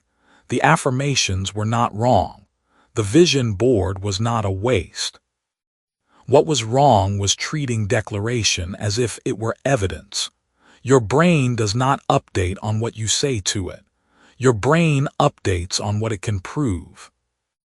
The moment you understand that distinction, the entire mechanism of manifestation changes from a spiritual ritual into something closer to a legal case you are building, one piece of evidence at a time, until the verdict becomes inevitable. That question from the last chapter, which action this week belongs to the person already living it, is exactly the right place to start. The answer to that question is not a thought. It is a data point. Every time you act from the identity of the person you are becoming, you generate a real piece of evidence. And evidence, stacked correctly, is the mechanism that closes the circuit. Here is the open loop you are going to carry through this chapter. Most people think the reticular activating system is a productivity trick. A thing coaches mention when they talk about how focusing on red cars makes you see red cars everywhere. That is the surface of it. The real question is this: can you deliberately train your reticular activating system not just to notice more, but to build a prosecutorial case on your behalf? One that eventually leaves your own brain no choice but to believe you have already crossed the line. Hold that question. The answer arrives before this chapter ends, and it will change how you spend the next 7 days. Return to the shape of your life from 3 years back without polishing the memory. Not in a general way. Be specific. Where were you sleeping? What was the ceiling you stared at when the worry came? What number was in your bank account on a Tuesday morning when you checked for no good reason? You were a different version of yourself. And here is what that version was doing with their mind. They were either affirming their way forward, hoping hard enough would move something, or they were frozen in the gap between who they were and who they wanted to be. If any version of that matches where you are right now, this chapter is speaking directly to you. The gap has a name. It is not failure. It is not laziness. The gap is what happens when the manifestation loop closes at visualization and never reaches what could be called grounded action identity. You see the picture, you feel the feeling, you say the words, and then you step back into your existing evidence base. The proof your brain has accumulated over years that says you are the kind of person who does not quite make it there. Every morning affirmation crashes against that evidence base like a wave against a cliff. The cliff does not move. Your brain is not cruel. It is a pattern machine, and patterns require proof. Here is the mechanism nobody explains clearly enough. Your reticular activating system is a filtering organ. Right now, as you move through your day, it is deciding what to show you and what to discard. If your brain holds a strong pattern that says you are someone who struggles with money, it will surface evidence of that struggle constantly. Parking ticket, the slow month, the deal that did not close. This is not the universe punishing you. This is your brain confirming its existing file, the file it built from years of consistent evidence. Now ask yourself what would happen if you deliberately began adding different evidence to that file, not declarations, not wishes, actual, real, observable data points that belong to the person you intend to become. A woman named Renata had been trying to build a consulting business for 2 years. She had done everything she was told. She visualized the clients. She wrote the affirmations in her journal every morning. She made the vision board, printed the numbers, taped them to the mirror. And every month she sat down to look at her results, and the results matched her old story, not her new one. The problem was not her desire. The problem was that her brain's evidence file on Renata the consultant was nearly empty. There were declarations in it, but declarations are not evidence. One morning, instead of writing affirmations, she wrote a different kind of list. She wrote down every single moment in the past 90 days that a person with a thriving consulting business might also have experienced. A referral that came in from someone she barely knew. A client who renewed without being asked. A stranger at a networking event who said she was the clearest thinker in the room. An email she wrote that solved a problem in 12 minutes that her client had been stuck on for a month. None of these felt like proof of success on their own. Together, they were a pattern. When Renata read that list back to herself, something in her face changed. Her brain was not looking at aspiration. It was looking at a case file. 3 months later, she raised her rates. She raised them because the evidence told her she was already someone who could. What Renata did, without being taught the formal version of it, is something you can do with structure. Call it evidence stacking. Think of yourself as a prosecutor building a case. The verdict you want is the brain's full belief that the desired reality is already in motion, not coming someday. Already in motion. And just like a real prosecutor, you do not get to the verdict by standing up and declaring the defendant guilty. You get there by presenting piece after piece of evidence until the jury has no rational alternative. The 5-step protocol works like this, and each step builds on the one before it. The first step is to open the case file. Choose one specific identity claim, not a wish, an identity. Not I want to be financially free, but I am someone who builds financial freedom through deliberate decisions. Write that claim at the top of a fresh document or the first page of a notebook. That is your charge. That is what you are prosecuting. The second step is to name the existing evidence. Go back 90 days. Hunt specifically for moments, decisions, conversations, or outcomes that a person who fits that identity might also have created. They do not have to be large. Small evidence is still evidence. A prosecutor does not refuse to submit a fingerprint because it is not a confession. Collect everything that fits and list it without qualification. The third step is to stack forward. Every day before you sleep, add one new data point. One thing you did that day that the person inside that identity would have done. It does not matter how minor it seems. The stack grows. The file thickens. The pattern builds. Your reticular activating system, now primed with that identity file, will begin surfacing more things for you to notice. This is not magic. It is the filter doing its job with a new set of instructions. The fourth step is to read the case file aloud once a week. Not the affirmation, not the goal, the evidence, the actual list of specific things that already happened. Reading it aloud forces your auditory processing to engage with the pattern, not just your visual memory. Your brain hears it in a different register.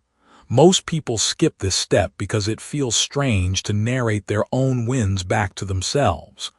That strangeness is exactly why it works. You are doing something your brain has not been trained to expect. Novelty reinforces encoding. The fifth step is to identify the next most likely evidence point, not a distant goal. The next logical piece of evidence someone with this identity would generate within the next 72 hours. You do not chase it. You simply decide it is coming and you pay attention. This is how the reticular activating system gets recruited into your forward motion. You have told it what to look for. It will look. Now, the loop you carried into this chapter. Can you train the reticular activating system to build a prosecutorial case so complete that your brain has no rational choice but to believe you have already crossed the line? The answer is yes. The mechanism is exactly this. It is not about volume of evidence. It is about pattern density. 3 weak pieces of evidence produce a flicker. 30 specific, real, documented pieces of evidence produce a pattern so clear that the brain begins filing new incoming information inside it automatically. You do not have to work as hard to find the next proof. The system starts finding it for you. That is when you feel the circuit close. That is when the final wire connects. The vision board you built in Chapter 1 was not wrong, but right now, it is still just a picture of a verdict you have not argued yet. As this book keeps moving, we will reach an idea about what visualization is actually for that cuts across the standard story. After that clicks, it changes what you do with that board in Chapter 13. For now, here is the only thing your brain needs you to do tonight. Open the case file. Name 3 pieces of evidence from the last 90 days that belong to the person you are becoming. Not the person you hope to be. Not the person you declared yourself to be. The person you can already prove with real events that you are moving toward. The brain believes in patterns, not promises. Build the file, and the brain will start prosecuting on your behalf. Chapter 10. The environment that manifests for you automatically. Something is steadily bleeding out of your days in the background, and it is not money, not exactly. It is the energy you spend every single day trying to think your way into a different reality. Every morning you wake up and try again. You visualize, you affirm. You set intentions, and then the same desk, the same kitchen, the same group chat full of people who are not moving forward, all of it meets you before you even finish your first cup of coffee. The drain is quiet. It is daily. And because it costs you in willpower instead of dollars, you never see the statement. You never total it up. But that invisible withdrawal is compounding. Every day you spend your finite mental energy overriding your environment is a day you are not spending it building something. There is a mechanism causing this. It is not your discipline. It is not your belief. It is the fact that your surroundings are running a different program than your vision. This chapter is about how to change that once, and let the change work for you indefinitely. The brain believes in patterns, not promises. That line was already introduced in the previous chapter's final turn. And now here is the extension of that truth that most conversations about manifestation never reach. Your brain does not only read the patterns inside your head, it reads everything around you. The desk, the room, the people within arm's reach. The browser tabs left open on your screen. The brain is scanning its environment constantly, running the question, what kind of person lives here? Then it shapes your behavior to match the answer it finds. This is not a metaphor. This is neuroscience with a practical consequence. If your environment is answering that question with someone who is not quite there yet, then no amount of internal belief will win that argument for long.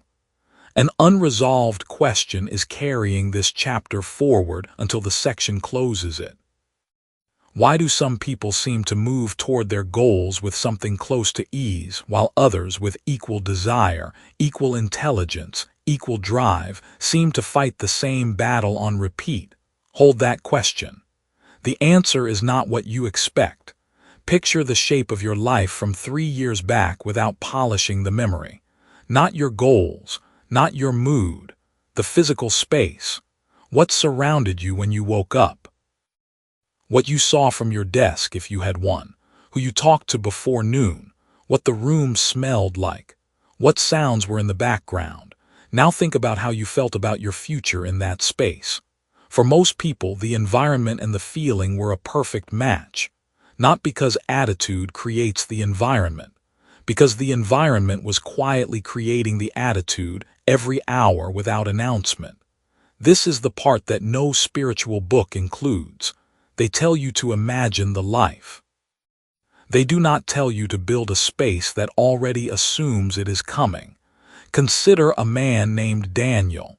He was a graphic designer who worked from a bedroom he shared with 3 years of accumulated clutter.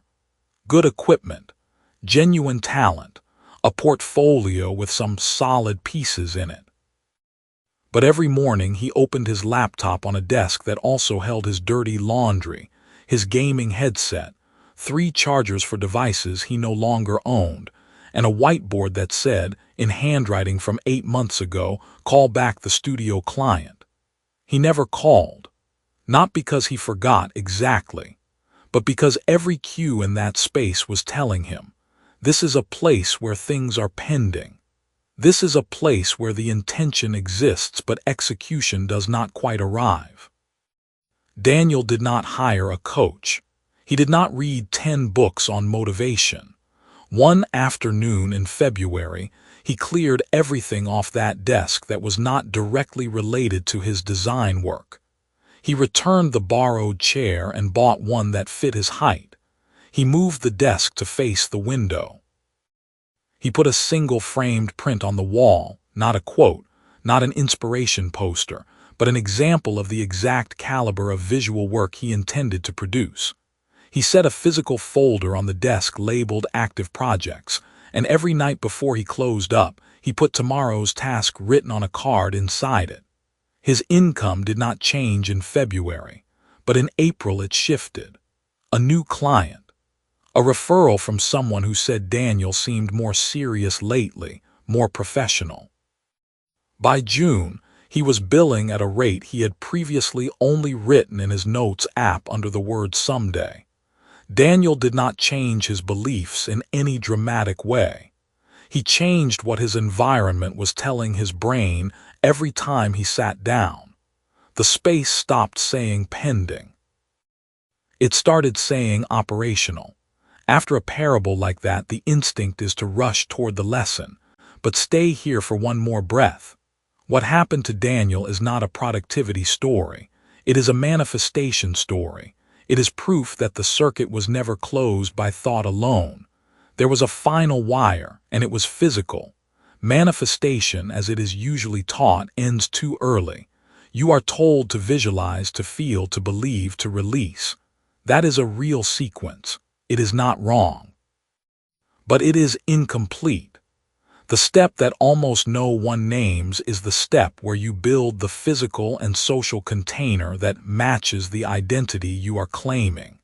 When you skip this step, you are trying to run a current through a wire that is not connected. The visualization generates the charge. The environment is the circuit that allows it to move. Here is the revelation, stated plainly. Manifestation is not a daily mental discipline. It is an architecture problem, and architecture problems are solved once with exponential returns. You do not rebuild a house every morning. You build it once and then it holds you. Environment works the same way. You design it once deliberately to reflect and reinforce the person you are becoming. And then it works on you every time you enter it, every time you sit down, every time you reach for something, without willpower, without reminders, without effort. What does this architecture actually include? It includes the physical objects you see most often. What does your workspace say about what kind of work happens there? Not aesthetics for vanity, but signal. Your environment is constantly signaling to your brain what is normal, what is expected, what is permitted. A desk that says professional operation produces a different baseline state than a desk that says temporary holding area. It includes the social field. The people you are proximate to most often are not neutral. They are data. They are your brain's most powerful reference point for what is possible, what is normal, and what kind of person you are. If you have spent years inside a social environment where financial ease is talked about as luck that happens to other people, your brain has filed that as the natural order. The people around you are either confirming your desired identity or quietly contradicting it. Every single conversation, every single week. It includes your information diet. What is piping into your ears and eyes in the first 30 minutes of the day and the last 30 minutes before sleep? That material is not background noise. Your brain in those states is closer to its most programmable. The environment of information you have built around those windows either builds the file or corrupts it. And it includes what Daniel discovered, the physical cues that prime a state, the folder on the desk, the chair that signals intention, the print on the wall that does not say inspiring quote, but instead says this quality is normal here. These small physical objects are environmental anchors. They drop the brain into a specific mode before a single decision has been made. They do the manifestation work silently, automatically, without requiring you to be disciplined or motivated or operating on a good day. Here is where this connects to everything you have built so far. Remember the vision board from the first chapter, the images and words and numbers you put there. Most people treat that board as a wishing wall, a place where hopes live in a frame, but you are not most people anymore. You are the person who understands the circuit. That means the board is not a wishing wall. It is an environmental anchor. It is a piece of architecture. It is your brain's daily visual confirmation of what kind of person operates in this space. In a later section, we will reach an idea about that board, specifically about what it is supposed to do that cuts across the standard story. And when the contradiction resolves in Chapter 13, the way you use it will change completely. But right now, the task is architecture. Your environment is either aligned or misaligned with the identity you have declared. There is no neutral ground. A misaligned environment is not just unhelpful. It is actively working against you, not out of malice, but out of simple mechanics. Water runs downhill. Your behavior runs toward whatever your environment has normalized. The correction is not overwhelming. Daniel spent one afternoon, not a week, not a renovation budget. One afternoon of deliberate reconfiguration, where every decision was filtered through a single question. Does this belong in the workspace of the person I am becoming? If yes, it stayed. If no, it went somewhere else. You can do the same with your social environment more slowly, more carefully. You do not cut people off. You adjust proximity. You add what is missing. You find one person, one community, one room, physical or digital, where the kind of future you are building is treated as ordinary, not aspirational, ordinary, because your brain does not rise to inspiration. It settles into normal, make the right things normal. The closed circuit is almost complete. The vision is real. The identity is filed. The patterns are running. Now the final wire. The physical world around you, arranged once on purpose, so that every time you enter it, it finishes the sentence your mind has started. Build the environment, and the environment will build you. Chapter 11. Closing the loop means burning the map. Releasing your grip on the path is not giving up. That sounds like defeat dressed in spiritual clothing, and you have every right to be suspicious of it. But releasing the path is the single mechanical act that most people attempting manifestation never complete. Its absence is why the circuit never closes, why the energy builds and finds nowhere to go, why the vision board stays a collage and never becomes a life. Here is what this chapter will give you. Not a philosophy, a mechanism. The final wire. You have built the environment. The environment has been building you. Every chapter before this one has been laying copper, running current, preparing the infrastructure for something to actually flow. But a circuit with one end unconnected carries no power. The electricity is real.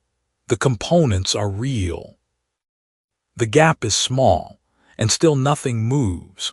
What closes the gap is not more visualization, not more journaling, not a cleaner morning routine. What closes it is the decision to stop planning the road and start being the person who is already on it. That is the counterintuitive truth that almost every book on this subject manages to miss. The map itself is the obstacle.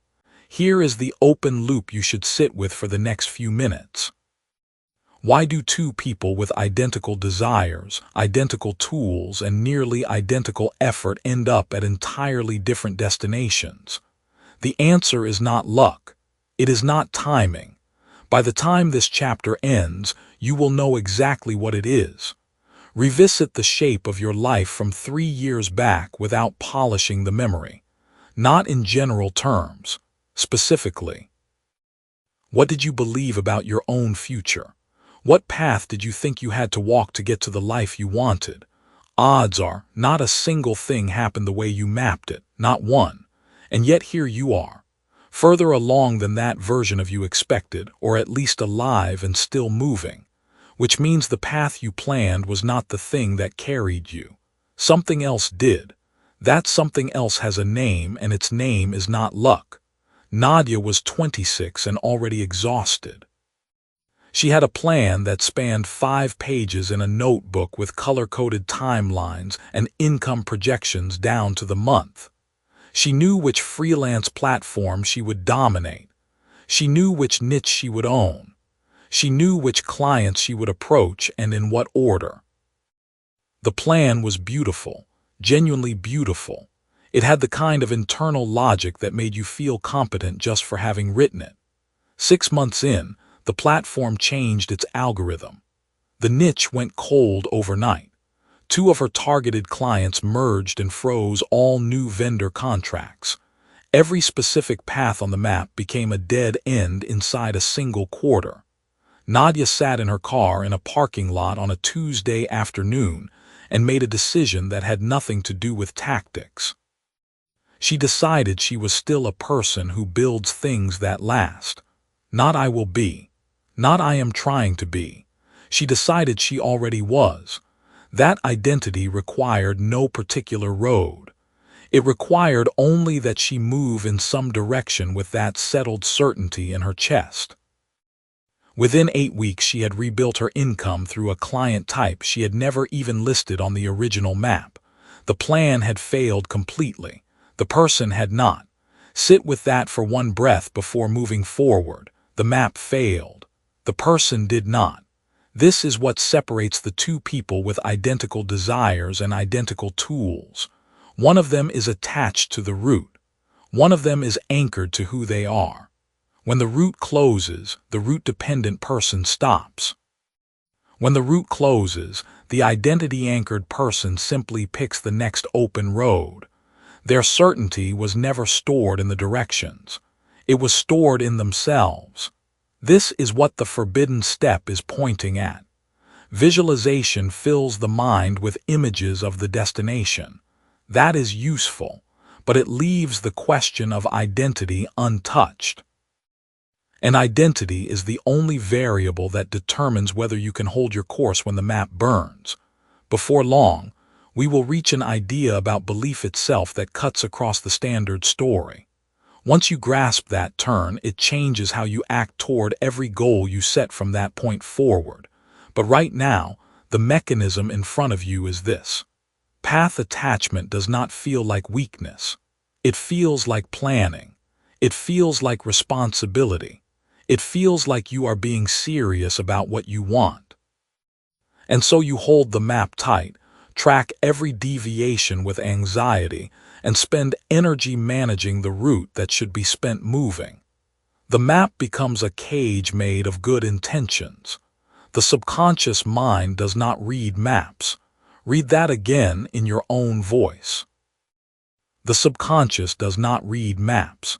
It reads patterns of identity. It reads the signals you send through repetition, through emotional charge, through the settled or unsettled quality of your internal state. When you are rigidly attached to one specific route, you are broadcasting a signal that says the destination is fragile, that it requires this exact sequence of events to exist, that it cannot survive a detour. The subconscious is not your enemy. It is your most literal interpreter. It takes that signal at face value. It treats the destination as conditional. Conditional things get treated with caution. Caution slows down the automated systems that push you toward opportunity.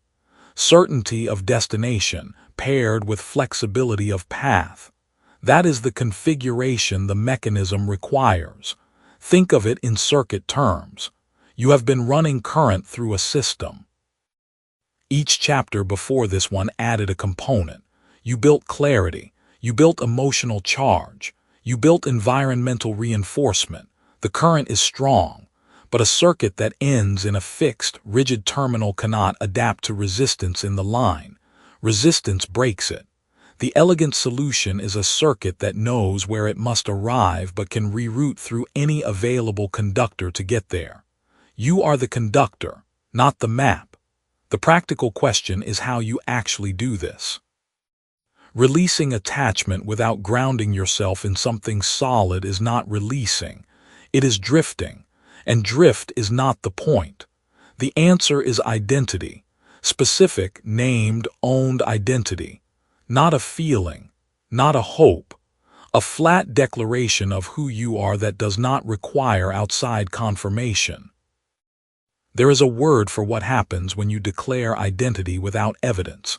Most people call it lying to yourself. That framing keeps you small. It keeps you safe. It keeps you exactly where you are. The more precise framing is this. Every identity you currently hold was once declared before you had evidence for it. Every one. The child who decided she was good at math before the test. The young man who decided he was someone who follows through before he had the track record to prove it. Identity always precedes the evidence. The evidence is just what happens when the identity runs long enough. So you name the identity now, not the path. The person. Say it plainly. I am someone who builds real financial security. I am someone who spots opportunity where others see noise. I am someone who acts without needing certainty about every step. These are not affirmations in the traditional sense. They are not feel-good repetitions you chant until something happens. They are declarations that, once genuinely owned, begin to filter your perception, redirect your automatic decisions, and shorten the distance between where you are and where the circuit completes. Burning the map is not the same as having no direction. You know the destination. The destination is the identity. The how is something you hand to a system far more sophisticated than your planning mind. And here is the answer to the open loop. Why do two people with identical desires, identical tools, and nearly identical effort end up at entirely different destinations? Because one of them, when the path closes, looks for a new path with the same destination in mind and the same identity intact. The other looks for a sign that the destination was wrong. One question moves forward, the other turns back. The difference is not talent. It is not even discipline. It is whether they stored their certainty in the road or in themselves. You have come 11 chapters into a system designed to close a circuit that most people never close. You have built the vision. You have charged it with feeling. You have aligned your environment to reinforce it. Every wire is in place. Closing the loop is not one more thing you add. It is the act of releasing the specific how with the same quiet confidence a person shows when they mail a letter. You do not stand over the mailbox wondering if the postal system will work. You drop the letter, you walk away. You trust the infrastructure. The circuit closes not the moment you know every step. The circuit closes the moment you become, without condition, the person who arrives. That vision board from the beginning of this book, those images you chose before you had the language for why you chose them, you will return to them in chapter 13. When you do, they will not look like wishes anymore. They will look like a record. The forbidden step is not completed by controlling how. It is completed by being certain of who. Drop the map. Be the person. The destination already has your name on it. Chapter 12. You were never the student of manifestation. Every era carries the same quiet mystery. Across every age, in every corner of the world where people have gathered and built and dreamed, there has existed a small distinction between those who study the way life works and those who simply live as though they already understand it. Not a distinction of intelligence, not of luck. It is a distinction of identity, of the layer beneath all thinking where a person has decided, without ceremony and without announcement, who they actually are. The students study. The sources create. And the strange thing is that the students and the sources are often looking at the exact same material, reading the same ideas, saying the same words, but one of them is still outside the door. The other one walked through it a long time ago without ever realizing there was a door at all. You have been at that door. You can feel it right now. What this chapter is going to hand you is not a key. It is the understanding that the door was never locked. You dropped the map. That was the last chapter's final instruction. And if you felt even a flicker of something when you heard it, that flicker was real. Because dropping the map is the beginning. But here is the question that opens everything else. If you drop the map, who is left? Think about that. Not rhetorically. Actually think about it. Most people who find their way to manifestation, to the practice of deliberate creation, begin as students. That makes sense. Every new domain starts with enrollment. You pick up a book, you watch a video, you start a vision board. You learn the vocabulary. You learn about frequency, about belief, about releasing resistance. And somewhere in that early period, the identity of being a student of this material feels right. It feels honest. It feels appropriately humble. You are learning something, so you call yourself a learner. Here is where the cost hides. The student identity is self-renewing. Every time you sit down to practice, you are reinforcing the role of the person who is still practicing. Every visualization session, every affirmation, every reread of the same passage you underlined twice before, each one confirms the same underlying belief. You are still someone who needs to work toward this. And that confirmation happens below the level of the words you are saying. It happens at the level of identity. That is the level that actually governs what you do, what you notice, and what you reach for without thinking. The practitioner identity keeps you one step away. By definition, that is not an insult. It is just a structural truth. A person who practices being confident is not yet confident. A person who practices being wealthy is not yet wealthy. The practice is the evidence that the thing is still outside you. So every repetition of the practice, without a shift at the identity level, quietly reaffirms the distance. Now here is the tension that most manifestation frameworks never address. Addressing it would end the dependency on the framework. What if you were never supposed to become better at manifestation? What if the entire point was to stop being someone who manifests and start being someone who simply is? Let that settle before you try to do anything with it. There is a woman named Carla who spent 3 years as what she called a devoted student of this work. She had notebooks. She had timers set for morning visualizations. She had a phrase she said to herself every night before sleep that was supposed to reprogram her subconscious. None of it was wrong. None of it was bad practice. But 3 years in, she noticed something unsettling. Her results had plateaued, not because the technique stopped working, because she could not stop thinking of herself as the person who needed the techniques. The tools had become the identity. Every morning she woke up as someone who had a gap to fill, someone who needed to close the distance between where she was and where she was going. One day, without dramatic ceremony, she stopped doing the practices, not out of frustration, out of a quiet realization that arrived while she was washing dishes. She thought, what if I just acted like it was already mine, not visualized it as mine, not affirmed it as mine, just walked through the day as though the foundation was already solid? She did not tell anyone. She did not write about it. She just started making decisions differently. Smaller ones first.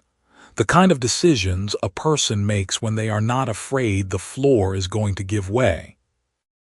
Within a few weeks, the entire texture of her life started to rearrange itself around that new posture. The techniques did not fail her. They just graduated her before she realized it. The open loop running through this entire book, the one question this work has been circling from the very beginning is this: where does the circuit actually close? You have heard about vision, about belief, about action, but if the circuit never closes, none of it conducts anything. The current just dissipates. The place where most people leave the final wire unconnected is exactly here, at the level of who they are, not what they do. Cast your mind back to 3 years ago as honestly as you can in your relationship with your own potential, not your circumstances. Your relationship with yourself as someone capable of building what you want. 3 years ago, did you trust yourself the way you would trust a contractor who has built 100 houses? Probably not. Most people do not. But here is what shifts. At some point, a contractor stopped being someone learning to build and became someone who builds. No ceremony, no announcement, just a quiet internal reclassification that changed everything about how they showed up at a job site. You are standing at that reclassification right now. This is the moment where the closed circuit completes itself, not through another practice, not through a better technique, through a recognition that the source and the practitioner were never two different people. They were the same person at two different stages of believing themselves. The student dissolves the moment the student stops needing the label.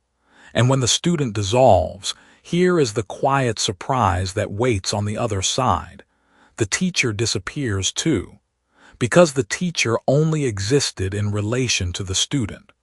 What remains is not a role. It is just you, unmediated, making decisions from the inside out. The vision board you built at the start of this work, the images and words you placed there as evidence of where you wanted to go, was never meant to be a map you study. It was meant to become a mirror, a reflection of who you already were, underneath the hesitation. In the next chapter, you are going to look at that board through a completely different set of eyes. Not the eyes of someone hoping those things will arrive. The eyes of someone who is already the person those things belong to. The final wire does not require a new practice to plug in. It requires you to stop pretending you are still the one who needs to find it. Chapter 13. The vision board that became evidence. You have been staring at the life you wanted for so long that you almost forgot to notice you are living inside it. Not all of it, not the finished version, but pieces of it, real pieces, are no longer on the board. They are in your bank account, your calendar, your address. Some part of you still walks past that board the way you walked past it at the beginning, treating every image on it as a wish instead of a record. That gap between what you see and what you recognize is exactly where this chapter lives. The question is not whether things have changed. Things have changed. The question is whether you have updated your self-concept to match the evidence sitting right in front of you. If you have not done that, you are carrying a version of yourself that no longer fits, wearing it like a coat 2 sizes too small, wondering why everything feels tight. That discomfort has a name, and by the end of this chapter you will know what to do with it. Here is where this all began. In the first pages of this book, you sat with an image, a board, a collection of things you wanted to call real. Maybe you cut pictures from magazines. Maybe you saved images to a folder on your phone. Maybe you wrote numbers on a piece of paper and taped it to the wall. Whatever form it took, the function was the same. You were pointing at a future self and saying, "That is who I intend to become." That board was a declaration, but it was also a confession. It was you admitting, out loud without words, that you were not yet the person in those pictures. The board held everything you lacked. That was its original job, but the board's job has changed. You just have not told it yet. Think about Maya. She put together her board 3 years ago on a Sunday afternoon in a studio apartment where the kitchen and the bedroom were the same room. She printed a picture of a 2-bedroom apartment with natural light. She cut out the logo of the company she wanted to consult for. She wrote a specific number at the bottom, monthly, in red ink. She did not know how any of it would happen. She only knew the direction. She put it up above her desk and looked at it every morning while she drank coffee that was never quite hot enough, because the microwave in that apartment was slow. Fast forward to last spring. Maya is sitting at a desk in her home office, a room that exists only because her apartment has more than one room. She is drinking coffee from a machine that makes it exactly right. She glanced up and her eyes landed on that number she had written in red. She pulled out her phone, opened her bank app and looked. The number was there, not metaphorically, literally there. What she felt in that moment was not celebration. It was something stranger and quieter. She felt like she had been caught. Like she had snuck into a life that was not supposed to be hers yet and someone was about to notice. That feeling is not gratitude. It is identity lag. Identity lag is what happens when your outer life outpaces your inner story. The evidence is already filed. The circuit is already closed. But some part of you is still standing at the beginning of the wire, holding the plug, waiting for permission to connect it. Maya had done the work. She had made the calls, taken the clients, said no to the comfortable job that would have paid just enough to keep her small. The board had not made those things happen. She had made those things happen, but she was still reading the board like someone else's story. Here is the open question this chapter has been building toward since the first paragraph. If the board was always supposed to be evidence, why do most people never turn it into one? The answer is structural. It is the same incomplete loop this entire book has been naming. Most manifestation teaching stops at the vision. It asks you to see the thing, feel the thing, believe in the thing. Those steps are real. They are not wrong, but they are incomplete. What they leave out is the audit. The deliberate, honest, specific act of returning to what you declared and measuring yourself against it. Not to judge the distance, but to recognize the ground already covered. Without the audit, the board stays frozen at the moment you made it. Without the audit, every image on it keeps pointing forward, never acknowledging that you have already moved. Take a moment. Call up the shape of your life from 3 years back without polishing the memory. The apartment or the job or the number in your account.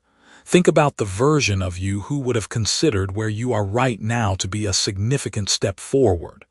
That person would not see what you see today. They would see evidence. They would see proof. The fact that it has become ordinary to you is not modesty. It is the identity lag talking. making the extraordinary invisible by calling it normal. The vision board does not stop being useful. It changes its use. In the beginning, it is a map. It shows you where to go and gives you a direction when everything around you says stay put. But once you have been walking, once you have covered real ground, the map becomes a log. It becomes the record of a person who decided something and then did something about it. That is not a small thing. Most people decide and then wait.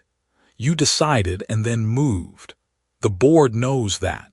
It has been tracking it the whole time. You have to let it be what it is now. Returning to the board with honest eyes, you will find items that belong in two categories. Some things are still ahead of you, genuinely ahead, requiring more work, more time, more specific action. Fine. Those stay as map, but others, more than you expect, are already yours. They happened quietly, without ceremony, in the middle of an ordinary Tuesday when you were too busy building to notice you had arrived. Those items need a different relationship from you. Not reverence, not performance, just acknowledgement. A clear-eyed, steady acknowledgement that says, I said I would, and I did. That acknowledgement is the final wire. This is what no spiritual book includes because most spiritual frameworks are oriented toward longing. They are built on the premise that what you want is somewhere else and your job is to call it closer. But there is a point in the process, and you are at it now, where the framework has to flip, where the posture of reaching has to become the posture of recognizing, where you stop calling the thing toward you and start accepting that you are already inside it, at least in part. Your work now is to inhabit that fully enough that the next version of the board can be set with a different energy. Not desperation, not longing. The specific quiet confidence of someone who has done this before, because you have done this before. The board is the proof. When identity shifts fully, the board stops being a wish list and starts being a biography. Down the line in this book, we will reach an idea about endings that cuts across the standard story. When that point settles, it changes how you cross every finish line from here forward. But right now, stand in front of what you built. Look at what is already real. Let the record show who you have become. Chapter 14. The wire is plugged in, now what? Every civilization that has ever risen and fallen left behind one consistent record, not in its monuments or its wars, in the handful of people within it who figured out how to close the loop between what they imagined and what they built. They were not prophets. They were not chosen. They were simply the ones who did not stop halfway. They moved through every layer of vision and planning and belief until they arrived at the one place most people never reach. The place where the circuit closes and power actually flows. That pattern is older than any book, older than any method, older than any teacher alive today. And right now, at the final chapter of this book, you are standing in that exact same place those people stood.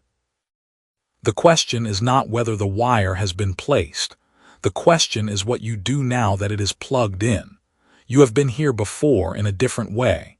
Think about where you were when you picked up this book. Something was unfinished.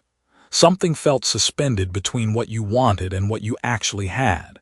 You could see it clearly, the life, the income, the version of yourself moving through the world with a different kind of weight in your step.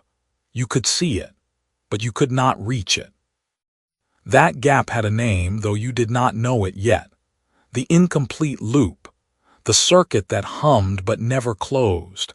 Every spiritual book you read before this one handed you part of the answer. Visualize, believe, speak it as if it is real. And you did. You did all of it, but the light still did not come on.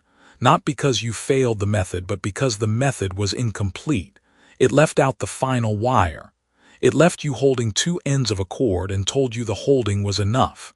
It was not enough. That gap between seeing and having, between wanting and receiving, between vision and result, that gap was never a spiritual problem. It was a structural one. The circuit required something the books never named. And now you know what it is. Here is the open question this final chapter must answer. Not about technique, not about another practice to add to your morning.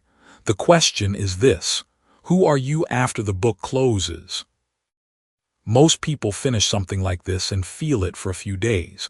The clarity hums, the motivation runs clean, and then slowly the old self reasserts, not dramatically, quietly. The old habits drift back in through the side door while you are busy doing everything else. The circuit opens again, barely, just enough that the current drops and the lights dim. You are not allowed to let that happen, not because someone is watching, but because you have already seen what the other side looks like. You cannot unknow that. Think about the first chapter of this book. You built something. You placed images and intentions on a surface and called it a vision. At the time, it may have felt like an exercise. But what you were actually doing was making a declaration to your own mind about the direction of your life. Then, chapter by chapter, you move through the structure that most books skip entirely. The grounded actions, the identity questions, the audit, the uncomfortable evidence. In chapter 13, that vision board became something different. It became a record, proof of movement. Not everything on it was real yet, but some of it was, maybe more than you expected. That transformation from vision board to evidence board is not a metaphor. It is the exact description of what happens when the circuit closes. The image stops being a wish and starts being a report. That is the difference between a person who wants a life and a person who is building one. You are the second kind now. Here is the revelation. It is simple enough that you might almost dismiss it for being too clean. The final step was never a step. A step implies you take it and then move on to the next thing. But what this entire book has been pointing toward is not a step at all. It is a state. A permanent condition of your identity. The person who has a closed circuit is not someone who completed a process. They are someone who became the kind of person whose circuit does not open back up. You do not decide each morning whether to be someone with a closed loop. You are that person. The deciding already happened. That is the thing most people never do. They keep deciding. Every day they wake up and run the same internal negotiation about whether they really believe this, whether they are really doing enough, whether they are really the kind of person who deserves what they want. That daily renegotiation is exactly how the circuit stays open. Every time you reopen the question of your identity, you bleed current. Stop reopening it. Now comes the one concrete thing this chapter requires of you. It must happen within 24 hours of finishing this book. Not next week. Not when the timing feels right. Within 24 hours, go back to that evidence board. The thing you built and audited and updated. Find one item on it that is real, one thing that has already moved from wish to fact, no matter how small. Find it. Write its name on a separate piece of paper. One line, just the thing itself. No context, no explanation. Then beneath it write your name, not a note about yourself, your name, as the person to whom that result belongs. Put that paper somewhere you will see it first thing tomorrow morning, not as a reminder, not as an affirmation, as a record. You are not trying to convince yourself of anything. You are documenting what is already true about who you are. That is what someone with a closed circuit does. They keep records instead of keeping wishes. They acknowledge results instead of only visualizing them. The action is small. The weight it carries is not. You have moved through 13 chapters learning structure, identity, evidence, and the specific gap that no spiritual teacher wanted to admit existed. The gap was never about your belief. It was about your completion.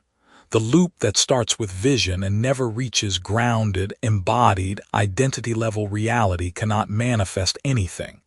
No matter how loudly you affirm it, no matter how long you stare at the board, but a closed loop is different. A closed loop does not need daily reassurance. It does not need convincing. It simply runs. Current through a closed circuit does not need to be motivated or encouraged. It flows because the path is complete. You completed the path. There is one more thing. It is the last thing this book will ask of you. After you make the record tomorrow morning, after you write that one result and your name beneath it, take 60 seconds and do nothing else. Do not plan. Do not write a new list. Do not scroll or speak or think about what comes next. Just sit with the fact that the wire is in. 60 seconds of letting the current run without immediately redirecting it, without making it useful, without performing your ambition for anyone, including yourself. That silence is not emptiness. That silence is the sound of a closed circuit. You are not becoming someone. You are not on the way to anything. You arrived the moment you stopped leaving the final wire unconnected. Everything that follows, every action, every result, every morning you wake up and move toward what you actually want flows from this one permanent fact. The circuit is closed. Now let it run.